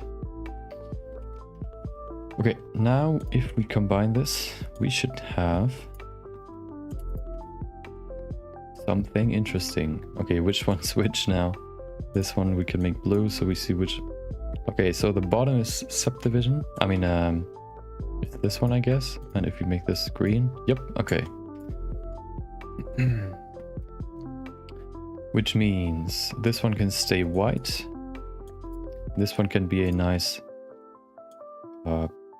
something like that, maybe. Oh, of course we have to change the subsurface color. We can make this a nice bluish or purplish. And then this one can be, oh, there we go. Okay, this one should probably be a little pinkish, just so it's fitting. Okay, let's save that real quick. If we go back to 0.1, you can see it's just the same color, and if we go to 50, you can see some stretching, not only in terms of geometry, but also in the color. The only thing that's now not in the scene anymore are these lights, but let's see what it looks like now. Okay, we could probably change the color. I don't know if I'm sure about this black body color. Maybe something more reddish.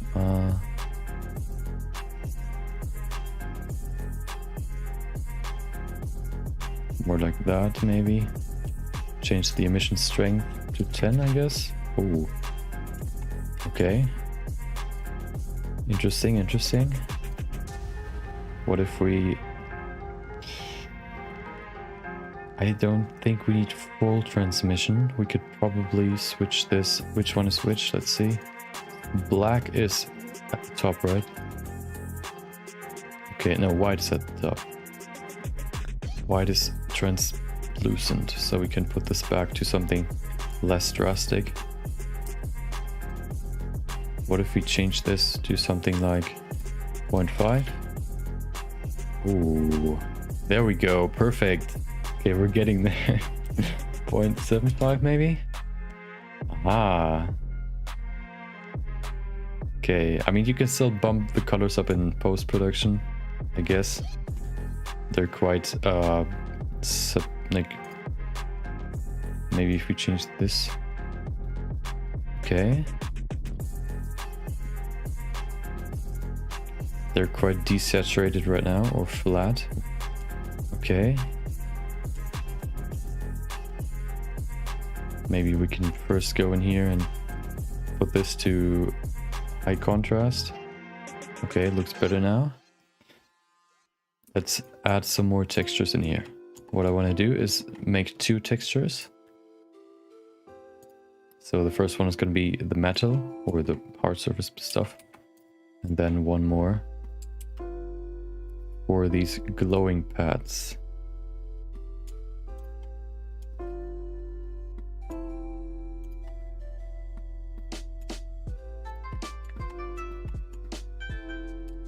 Just applying another shader to only these faces.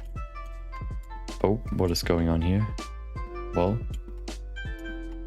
I guess that's a feature now.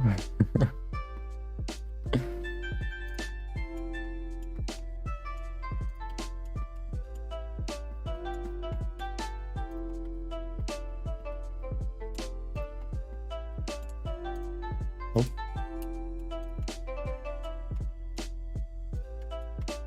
Okay, a few more. Almost done. There you go.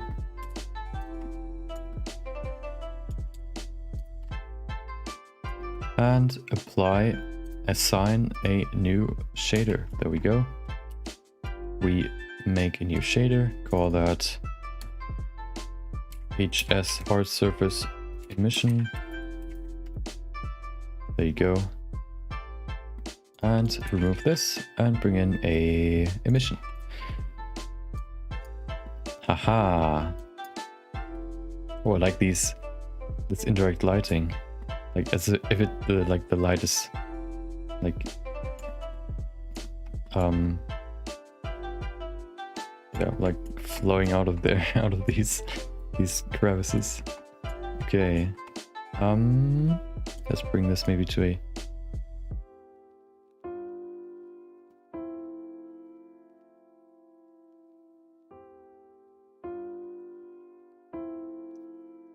saturation. Maybe we can change the strength because it's quite dark right now. Okay, perfect. Oh, one thing I want to, like, if you're working, I guess you can do the same in Cinema 4D. One thing I always like do now to add more texture to lights is I just grab a random image from my inspirations folder. For example, this one right there. Hold on, can you see it? No, you can't. But you're already seeing what I'm trying to do. If we go to this, I can show you which image I pulled in. You can see this one right here. That's just the same in here. So if we go to the render, we can just put that into the color. It's not looking good right now. But if we bring in the mapping node, scale it down, we can get some nice transitions and all that in there. Actually, we can make it bigger. So we have multiple of those.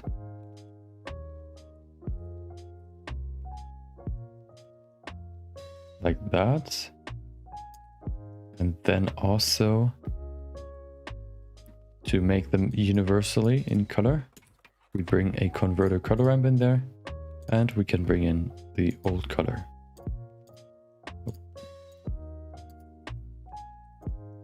And this one can be darker. Maybe a nice purple.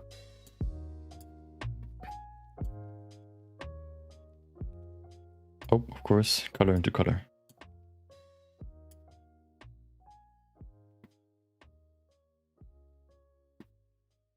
I'm not really... maybe you could animate the emission that way, but I think I'm just gonna... I just wanted to add some texture in there. That's why I mainly did it. I want to move this maybe a little bit more to get a better texture. Maybe change the scale. Because it's quite dark. Maybe we can just go in here and change the emission. I mean the color. Okay, perfect.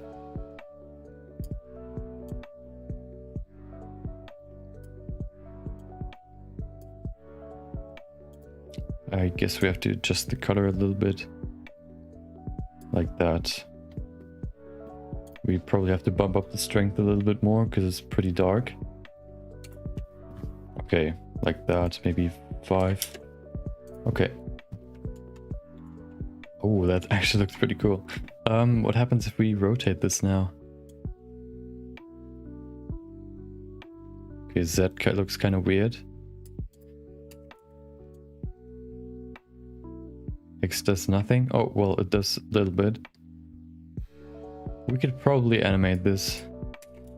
The problem with image textures is that you have to rotate it by 360 degrees to fully loop it, which will probably require a longer animation, because in 2 seconds rotating a texture by 360 degrees is quite fast.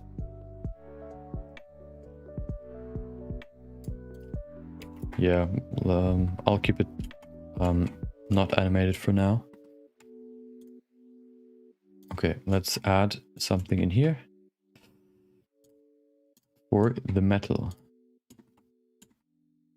Good thing is we're not too close, so we don't have to care about stuff like surface imperfections necessarily. Easiest way to add stuff like chrome. What is that? Oh, the wave. Do I need the wave in here? I guess we can separate this. Call it HS metal. This one waves. We don't need this anymore. Perfect.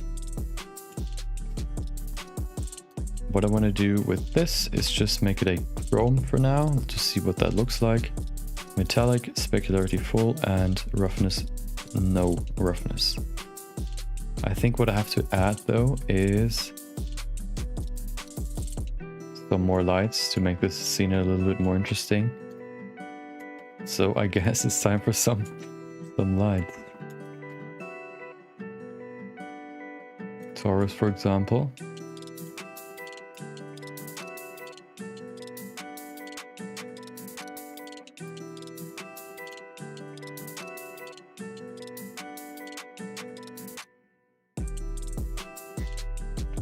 Let's add 2 of those.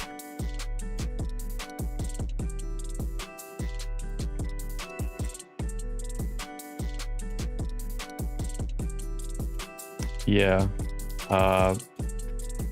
it's pretty crazy how you can just add like one texture to your and use that as your bump texture or like surface imperfections, and it looks just way better just because it's not completely smooth anymore.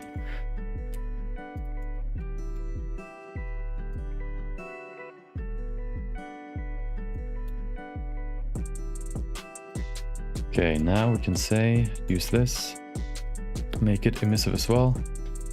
Ring 1.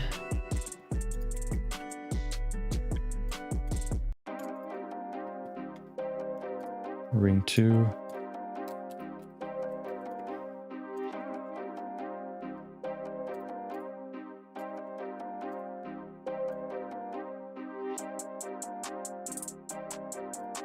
Just some random colors for now. Okay. We can probably make this a little bit rougher than it is right now. Yeah, that's better. Maybe even anisotrophic.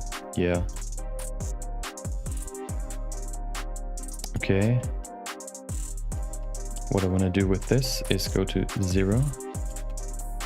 Put this maybe lower.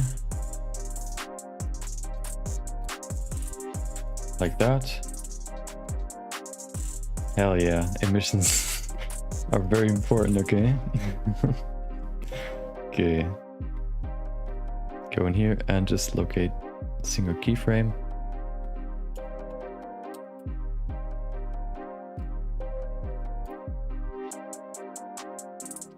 Push this up by 5, I guess. And bring it down to -5. Insert keyframe. Perfect. Now this is moving up and down. We have to change this to a Bezier curve. We can adjust these graphs later. do the same for the small one. Maybe we could bring it down by 3.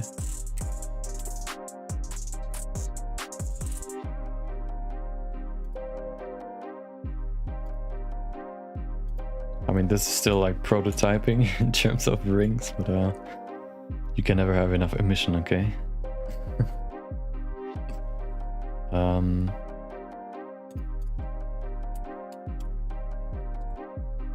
Okay, this should work, right? Aha.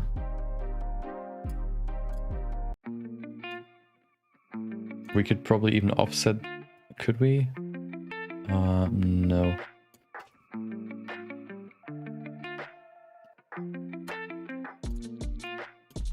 Okay, we could probably make those a little bit thinner. They're pretty thick right now.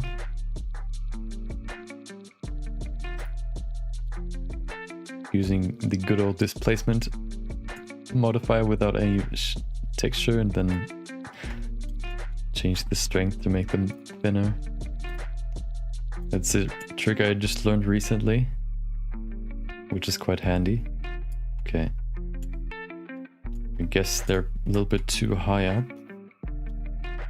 Let's see.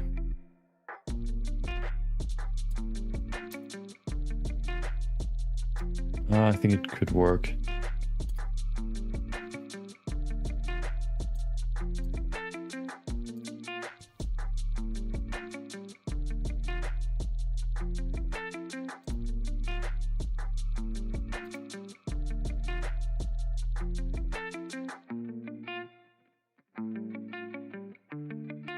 Takes quite a while.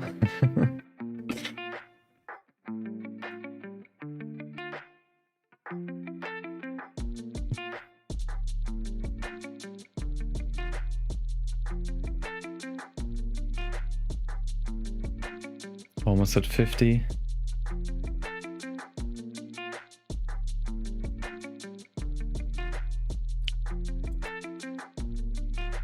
Yeah, I mean, I could add that stuff as like in post as well, but I kind of wanted to like do the whole thing in Blender, just because this is also going to be a video, so I don't want to like switch to After Effects after to add some more stuff, because I want to like do everything in Blender. Okay, they look quite... Oh, I have an idea. We use 2 emissions and then use the good old mix shader with Fresnel.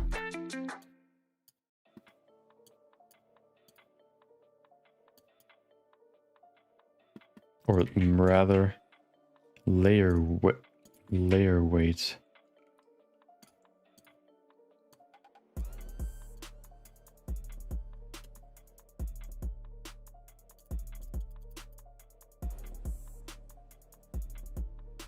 Okay, but why is it like different on there? I guess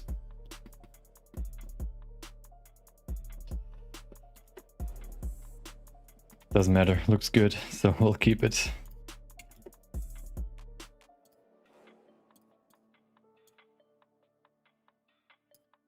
Do the same in here.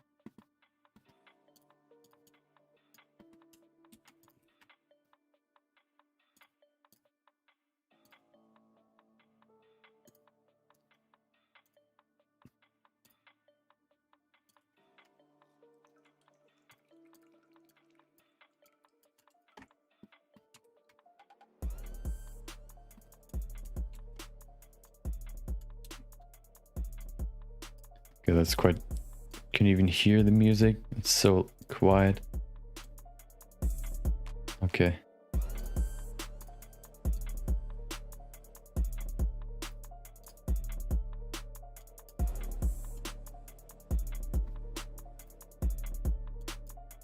Oh, wrong one.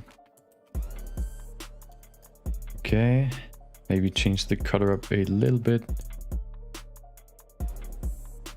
More like that, I would say. Okay.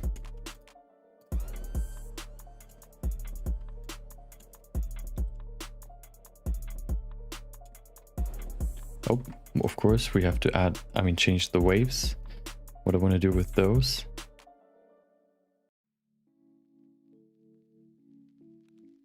Make them pretty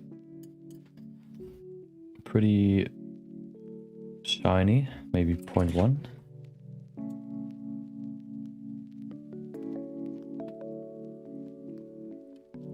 Then I want to change this color. Oh, okay. Oh, hello. Looks more like obsidian right now. Let's see.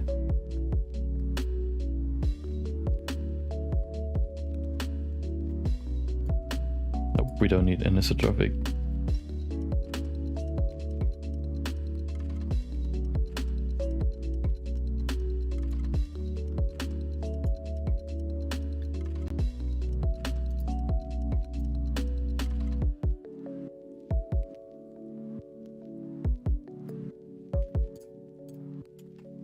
Okay, I think what I'm gonna do is add a cylinder. Where's my cylinder? There it is. Make it bigger. Actually, no, I want to keep the light in the center. The light is quite... Let's see if the light is actually contributing to the lighting. Okay, yeah, it is. Perfect. I guess you could just bump up the lights in post, because right now it's quite faint. You could put this down up to 5, maybe even. I guess the best way to light up these rings. Oh, of course we have to bring back our favorite friend, which is... which one is it? This one? Yep, there it is. And then increase maybe the density. What if you bring... not too much, maybe we can keep it like that. I don't even know if it's really contributing to anything.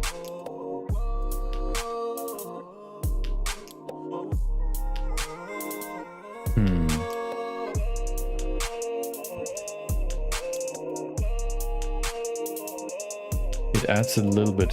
I think I'm gonna keep it. Density, what if you put that higher? That's just gonna suck up all the light.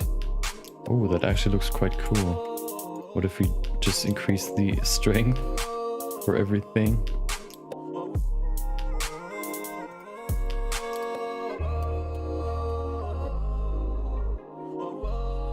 Now we're getting somewhere. Oh, slowly getting there.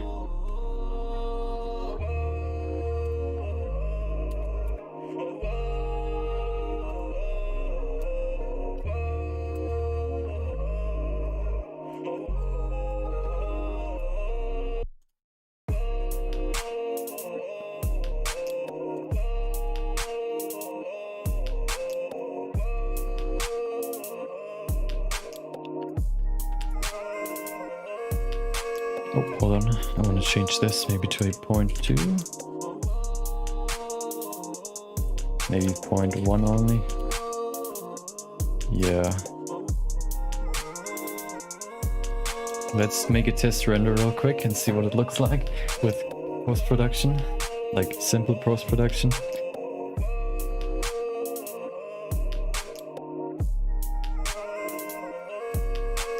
I probably have to render in more than 25 FPS just to have some room to maybe speed it up or like slow it down more. Let's see, we could probably afford to get one more light in here because the waves are quite... or oh, of course we can increase the lights in here. That's one thing I forgot. Okay.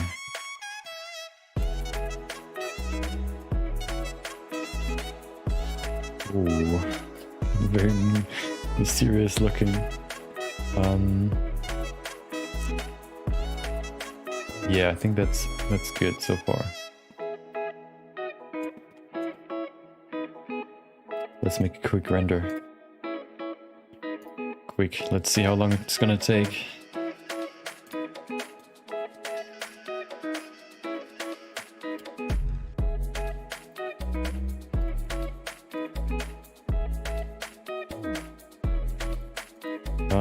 Yep. Okay.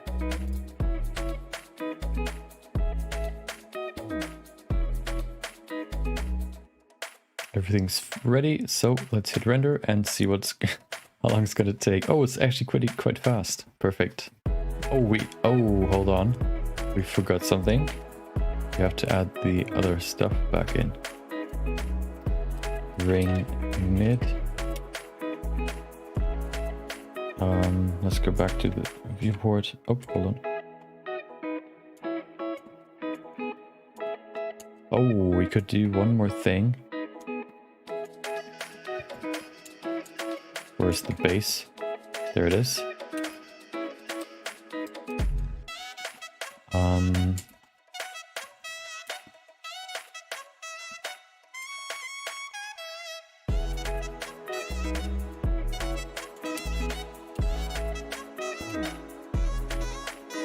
Okay. We need more emission. Okay. And then we can say, first of all, we need a shader, the first shader, which will be HS Metal. And then the second one will be a new emission, or maybe an old emission. This one maybe? No, I'm gonna use red. I mean, we could use that one as our base. Assign these faces. There you go. Oh. Okay, now we're getting there.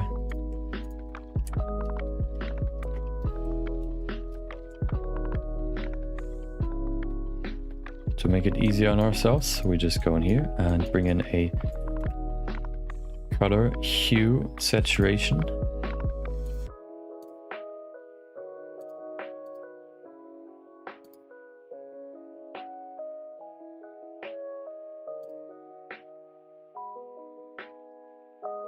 Okay, let's look through a few more. I wanted something more like red, not magenta or something. We could probably bump this down to 0.5. We don't need to have it that bright. Okay. What if you go back to 0? Okay. What about purple? Doesn't really add much because it's so dark.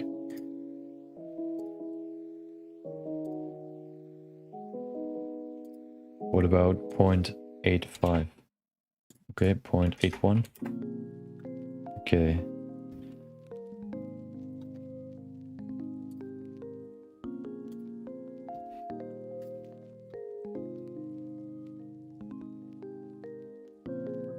Okay. Where's the next part? There it is. Okay, that's we could probably just give this the same metal thingy. And then the last one, let's call that cube. No,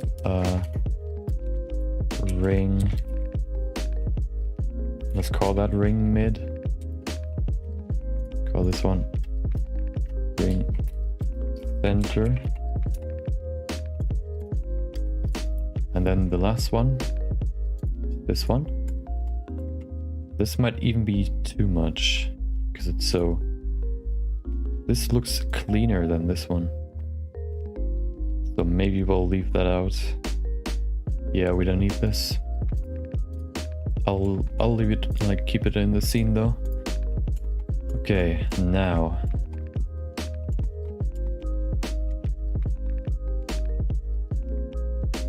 Okay.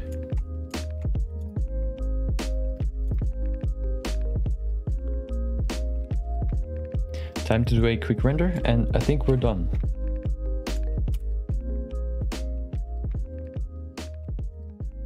Oh, I think we have to bake first. Let's do that real quick.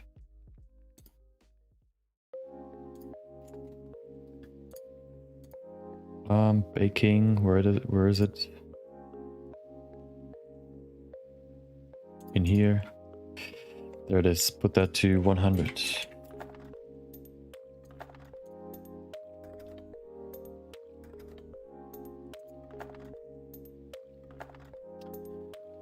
Okay.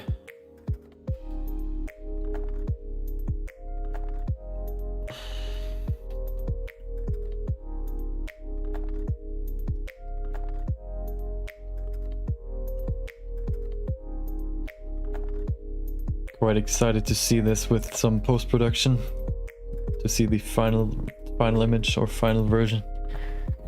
This actually, in my opinion, looked better than the first one. I mean, they have like two different kind of styles, but I like this more mysterious and like dark tone than the first one. Like the first one is, I think, more suited for stuff like concerts. But I think this one can be a good, could be put behind, for example, like a music video or something. Or just as a background even, like a desktop background. Okay, let's see if that now keeps the... like, uses the bake for the render.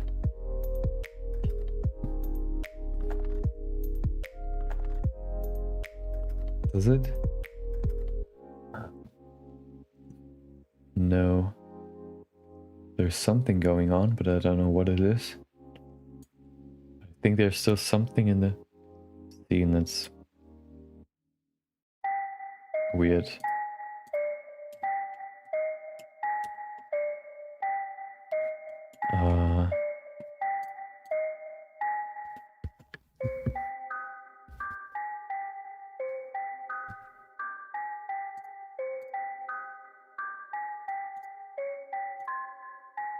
Oh. We probably have to bump up the subdivisions in here.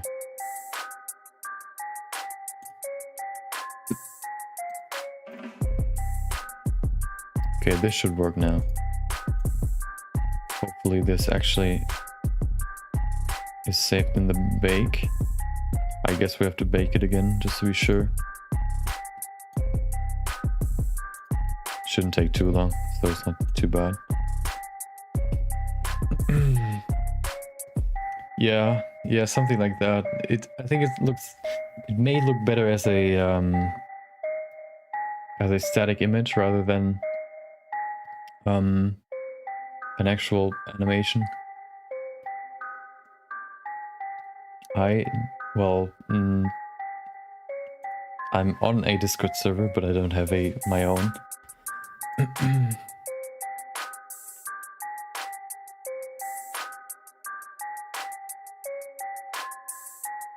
Do you want to send me some stuff?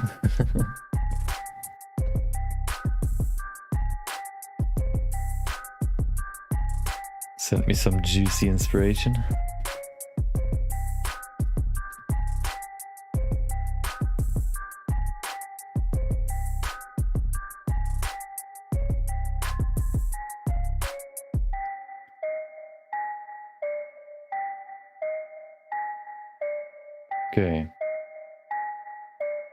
Okay, now it should work. We could...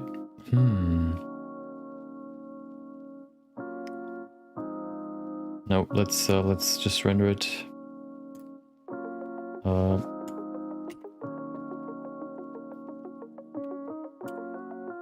This should work now, right? Oh, there it is. Okay, perfect.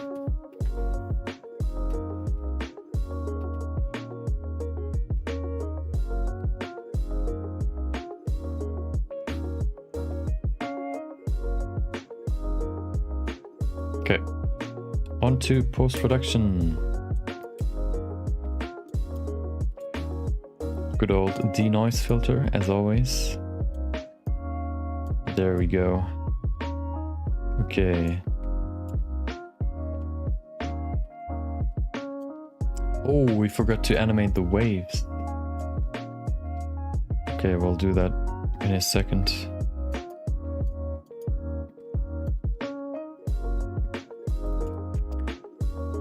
Color. Nope. Let's do a good old glare filter first, because that's the most important part, as everybody knows.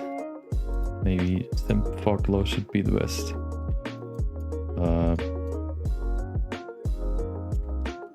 Okay. What if you bump that down? Oh, hello. Okay, perfect.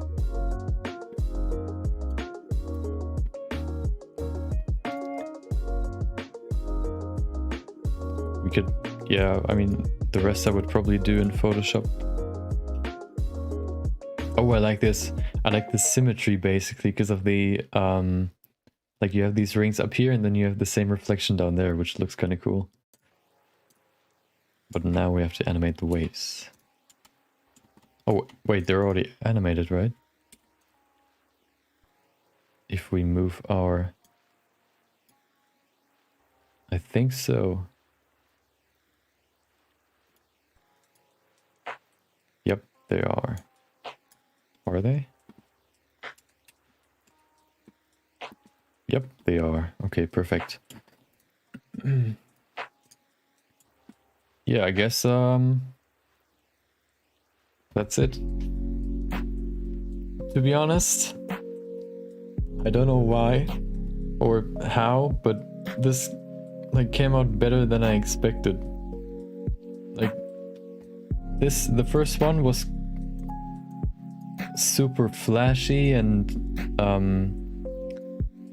super high contrast and super fast. This one's more chill and more like mellow and relaxed, which is actually kind of cool, like the complete difference in terms of, or opposites, which is pretty cool. And just like changing, I think the biggest difference was changing the waves from this boring white to this dark blue, and then in combination with these blue lights in there as well, or blue and purple, which like fade out into the waves, and you can see them in the waves basically. That all looks really cool. Okay, let's save that. You could probably change the hard surface stuff a little bit more, maybe give it a little bit more detail, but I'm just gonna keep it how it is. I think that's enough.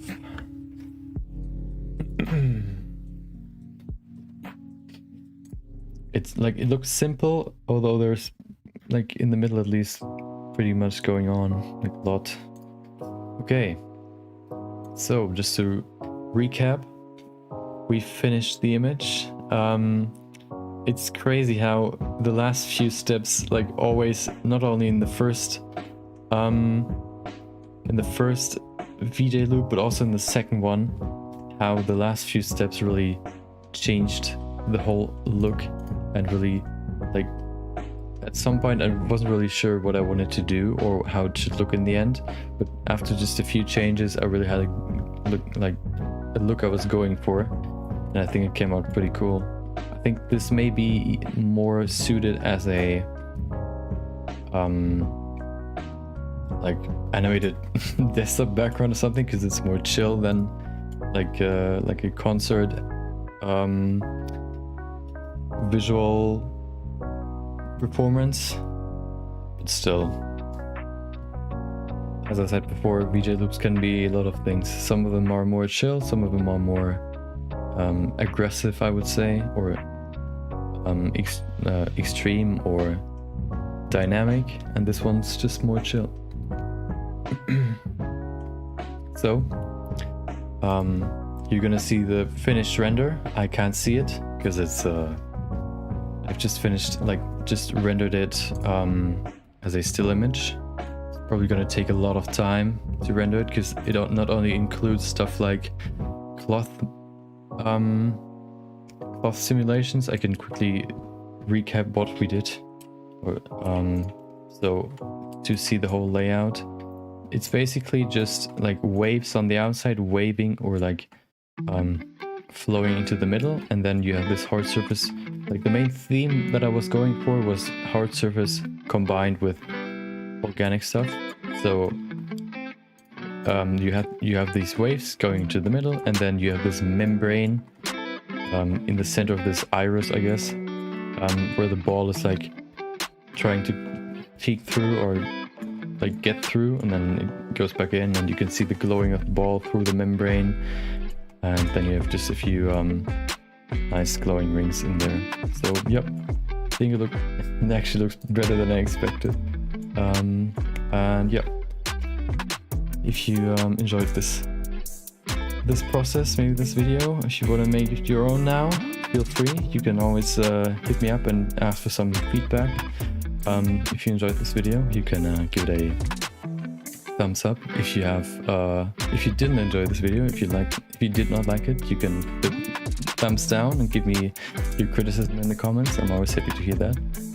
If you want to see more, you can check out my videos, or even watch me live if you want. See this process live. Ask a few questions or anything. And other than that, hope you have a great day, and I'll see you next time. Okay, that was just the video outro.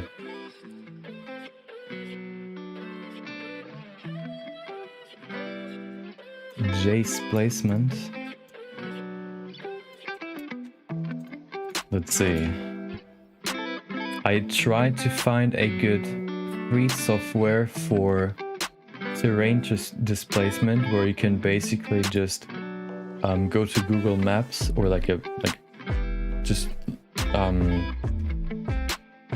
basically go to Google Maps and then select a specific area which you want then to convert into a bump map. I found one tool, but that was pretty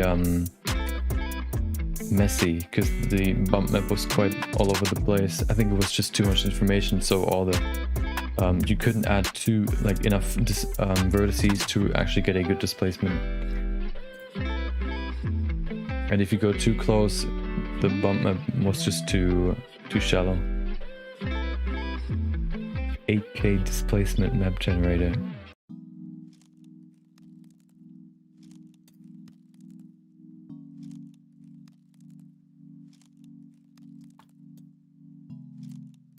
Let's switch to display capture. Okay.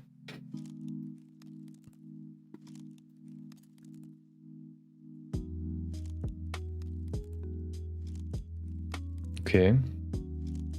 I guess, is there any displacement in here? I guess these spikes, or is everything, is it a vector displacement, or is it usual displacement with normals and all that?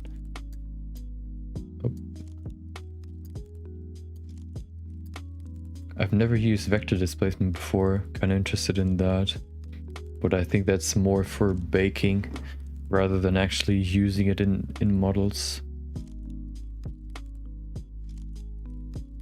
You wouldn't use it like you would with bump maps. Oh. Oh, okay, not this. Oh, windmill. Okay, well, my bad. That's not the right one.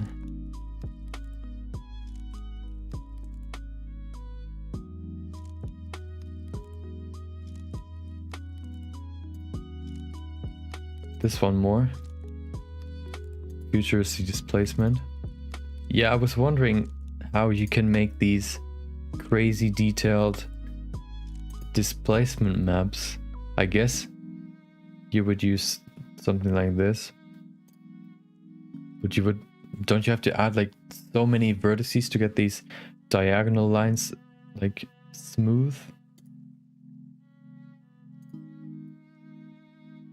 Or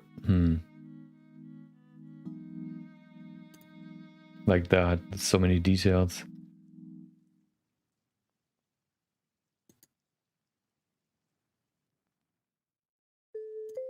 Oh, interesting.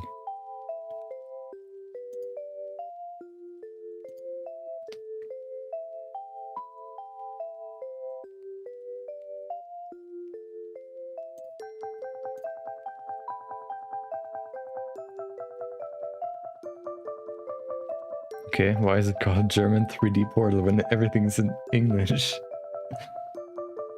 Oh no, okay, now there's German.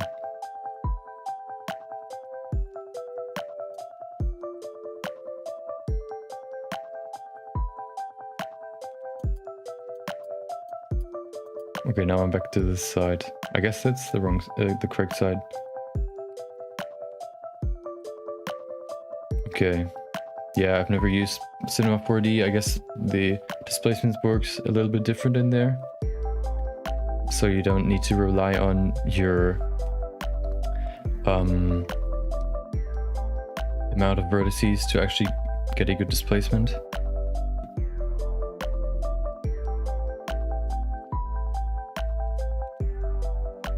Is it only available for Cinema 4D, or is it also I guess only for Cinema 4D, right?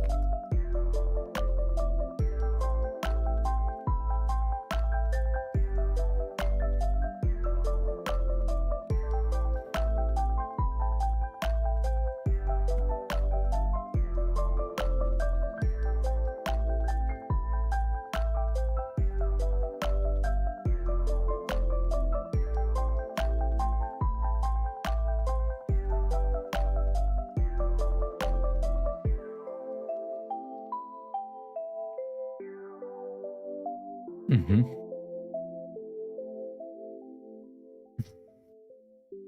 Okay. Yeah, I mean, it looks interesting, but I think if I would have to, like, if I would want to check it out myself, oh, okay. Yeah, I'll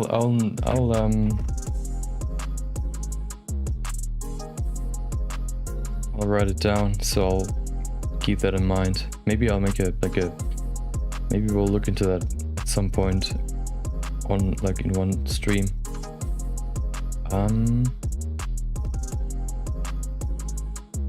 What is it called? J's placement.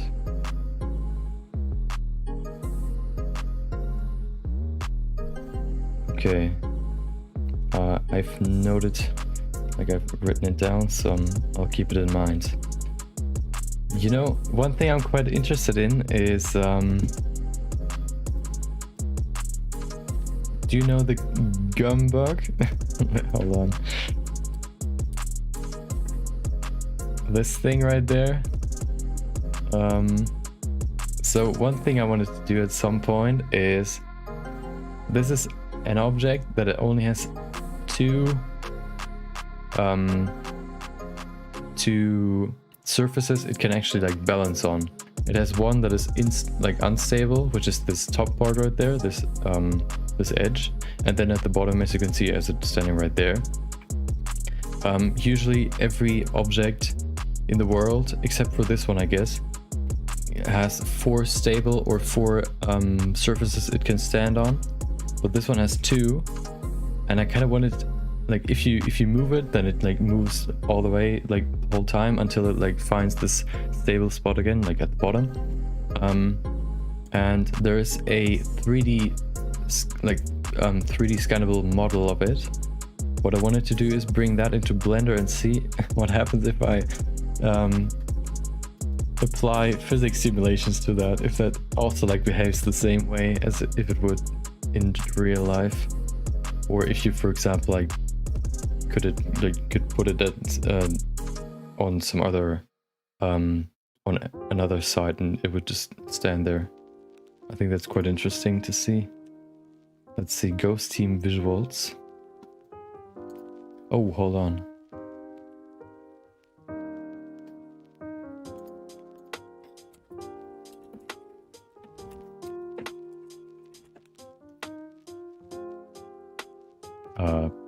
This one? That doesn't look right. I guess it's a channel. Nope. Did I type it right? Ghost Team visuals.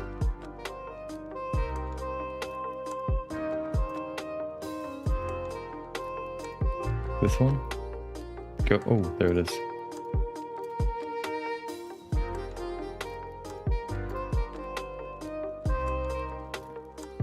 Okay.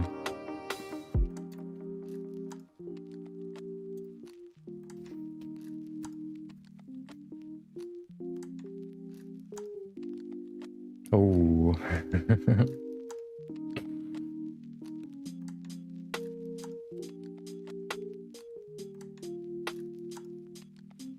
So when you hire an artist to like animate stuff like this, do you communicate with them what you like want to have in the end, or do you rather say like you have an idea what you want him to execute on, and then you use what he gives you, rather, or like, because otherwise you would have to keep in mind what you want to do in terms of putting it on the stage. What I mean is, if you, for example, have something in mind, like you want to use like some laser lights to get some like or like you want to create a light show, and you want to like for example combine that with a on-screen animation or something, do you usually tell them what your plan is, or do you rather just use what they give you? That's probably like the worst explanation ever. Oh, there it is.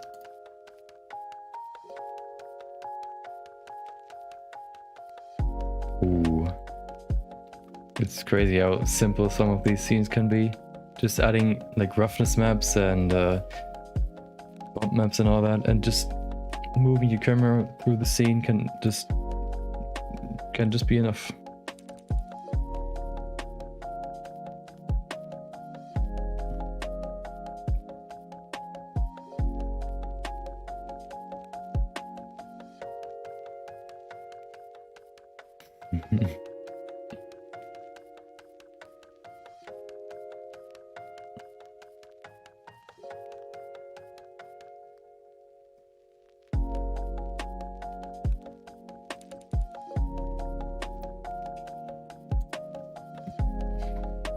Yeah, like the best, like these ones are pretty simple, but they're also like complex just because of the depth of the textures and all that, which really looks really cool.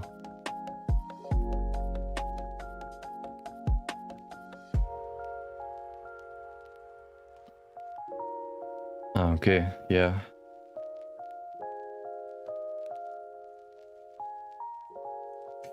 Oh, so actually, like, do you plan the whole, like, I guess, is it like, is that why it's called like VJing? Because the DJ plans the show, but then like does it when it's actually live, and then you do the same for the visuals, or are the visuals already like programmed and you just have to hit play? I guess you plan it beforehand, but then you have to do it similar to the DJ to do it like actually live, and there's no program that just plays the whole animation. That's actually pretty cool. I mean, if that's the case, that would make sense why it's called VJ, like visual jockey, I guess.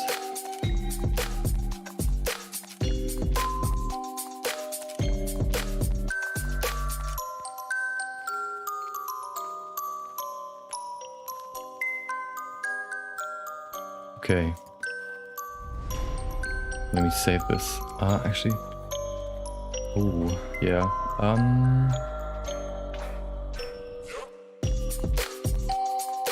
How do I want to... Oh, hold on. I want to save these sides in my inspirations. So...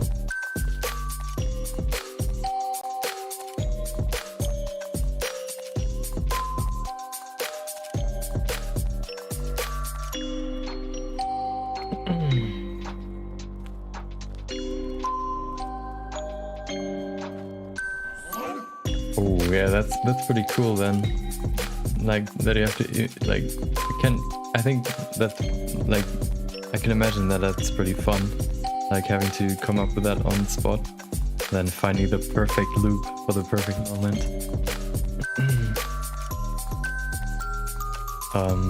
Let me see if I can see the other ones.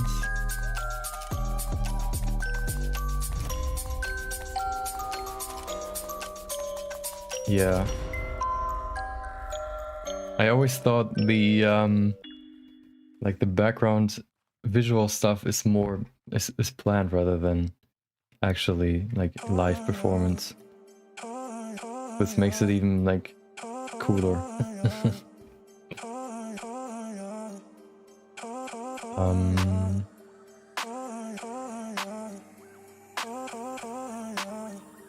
I wanted to save the other ones as well that you sent me.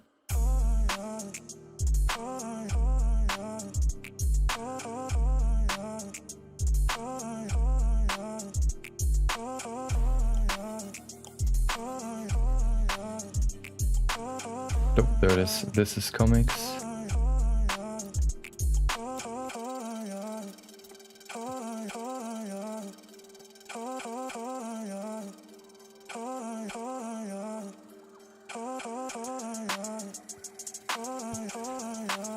Save that.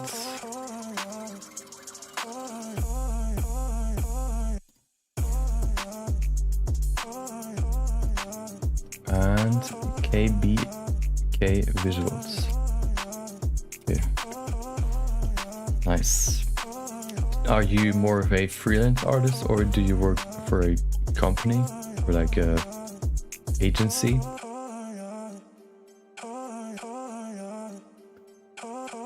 I wonder how that works, because if you're like similar to a DJ, then I guess DJs aren't really in an agency, they're more like dependent.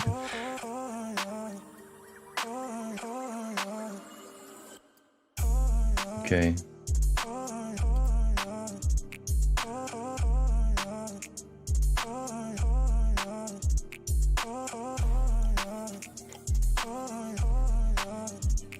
Yeah, I can imagine for stuff like Coachella or for these huge shows. For example, like if you, I've seen some of those performances where they like bring back visuals from the previous music videos and like they make a theme out of that.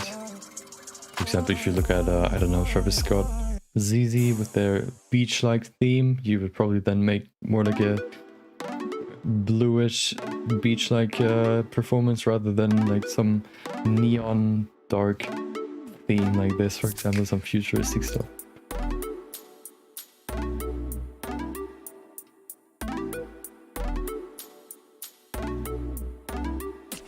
Okay, yeah, that's what I thought. Would be kind of weird to work in an agency as a VJ.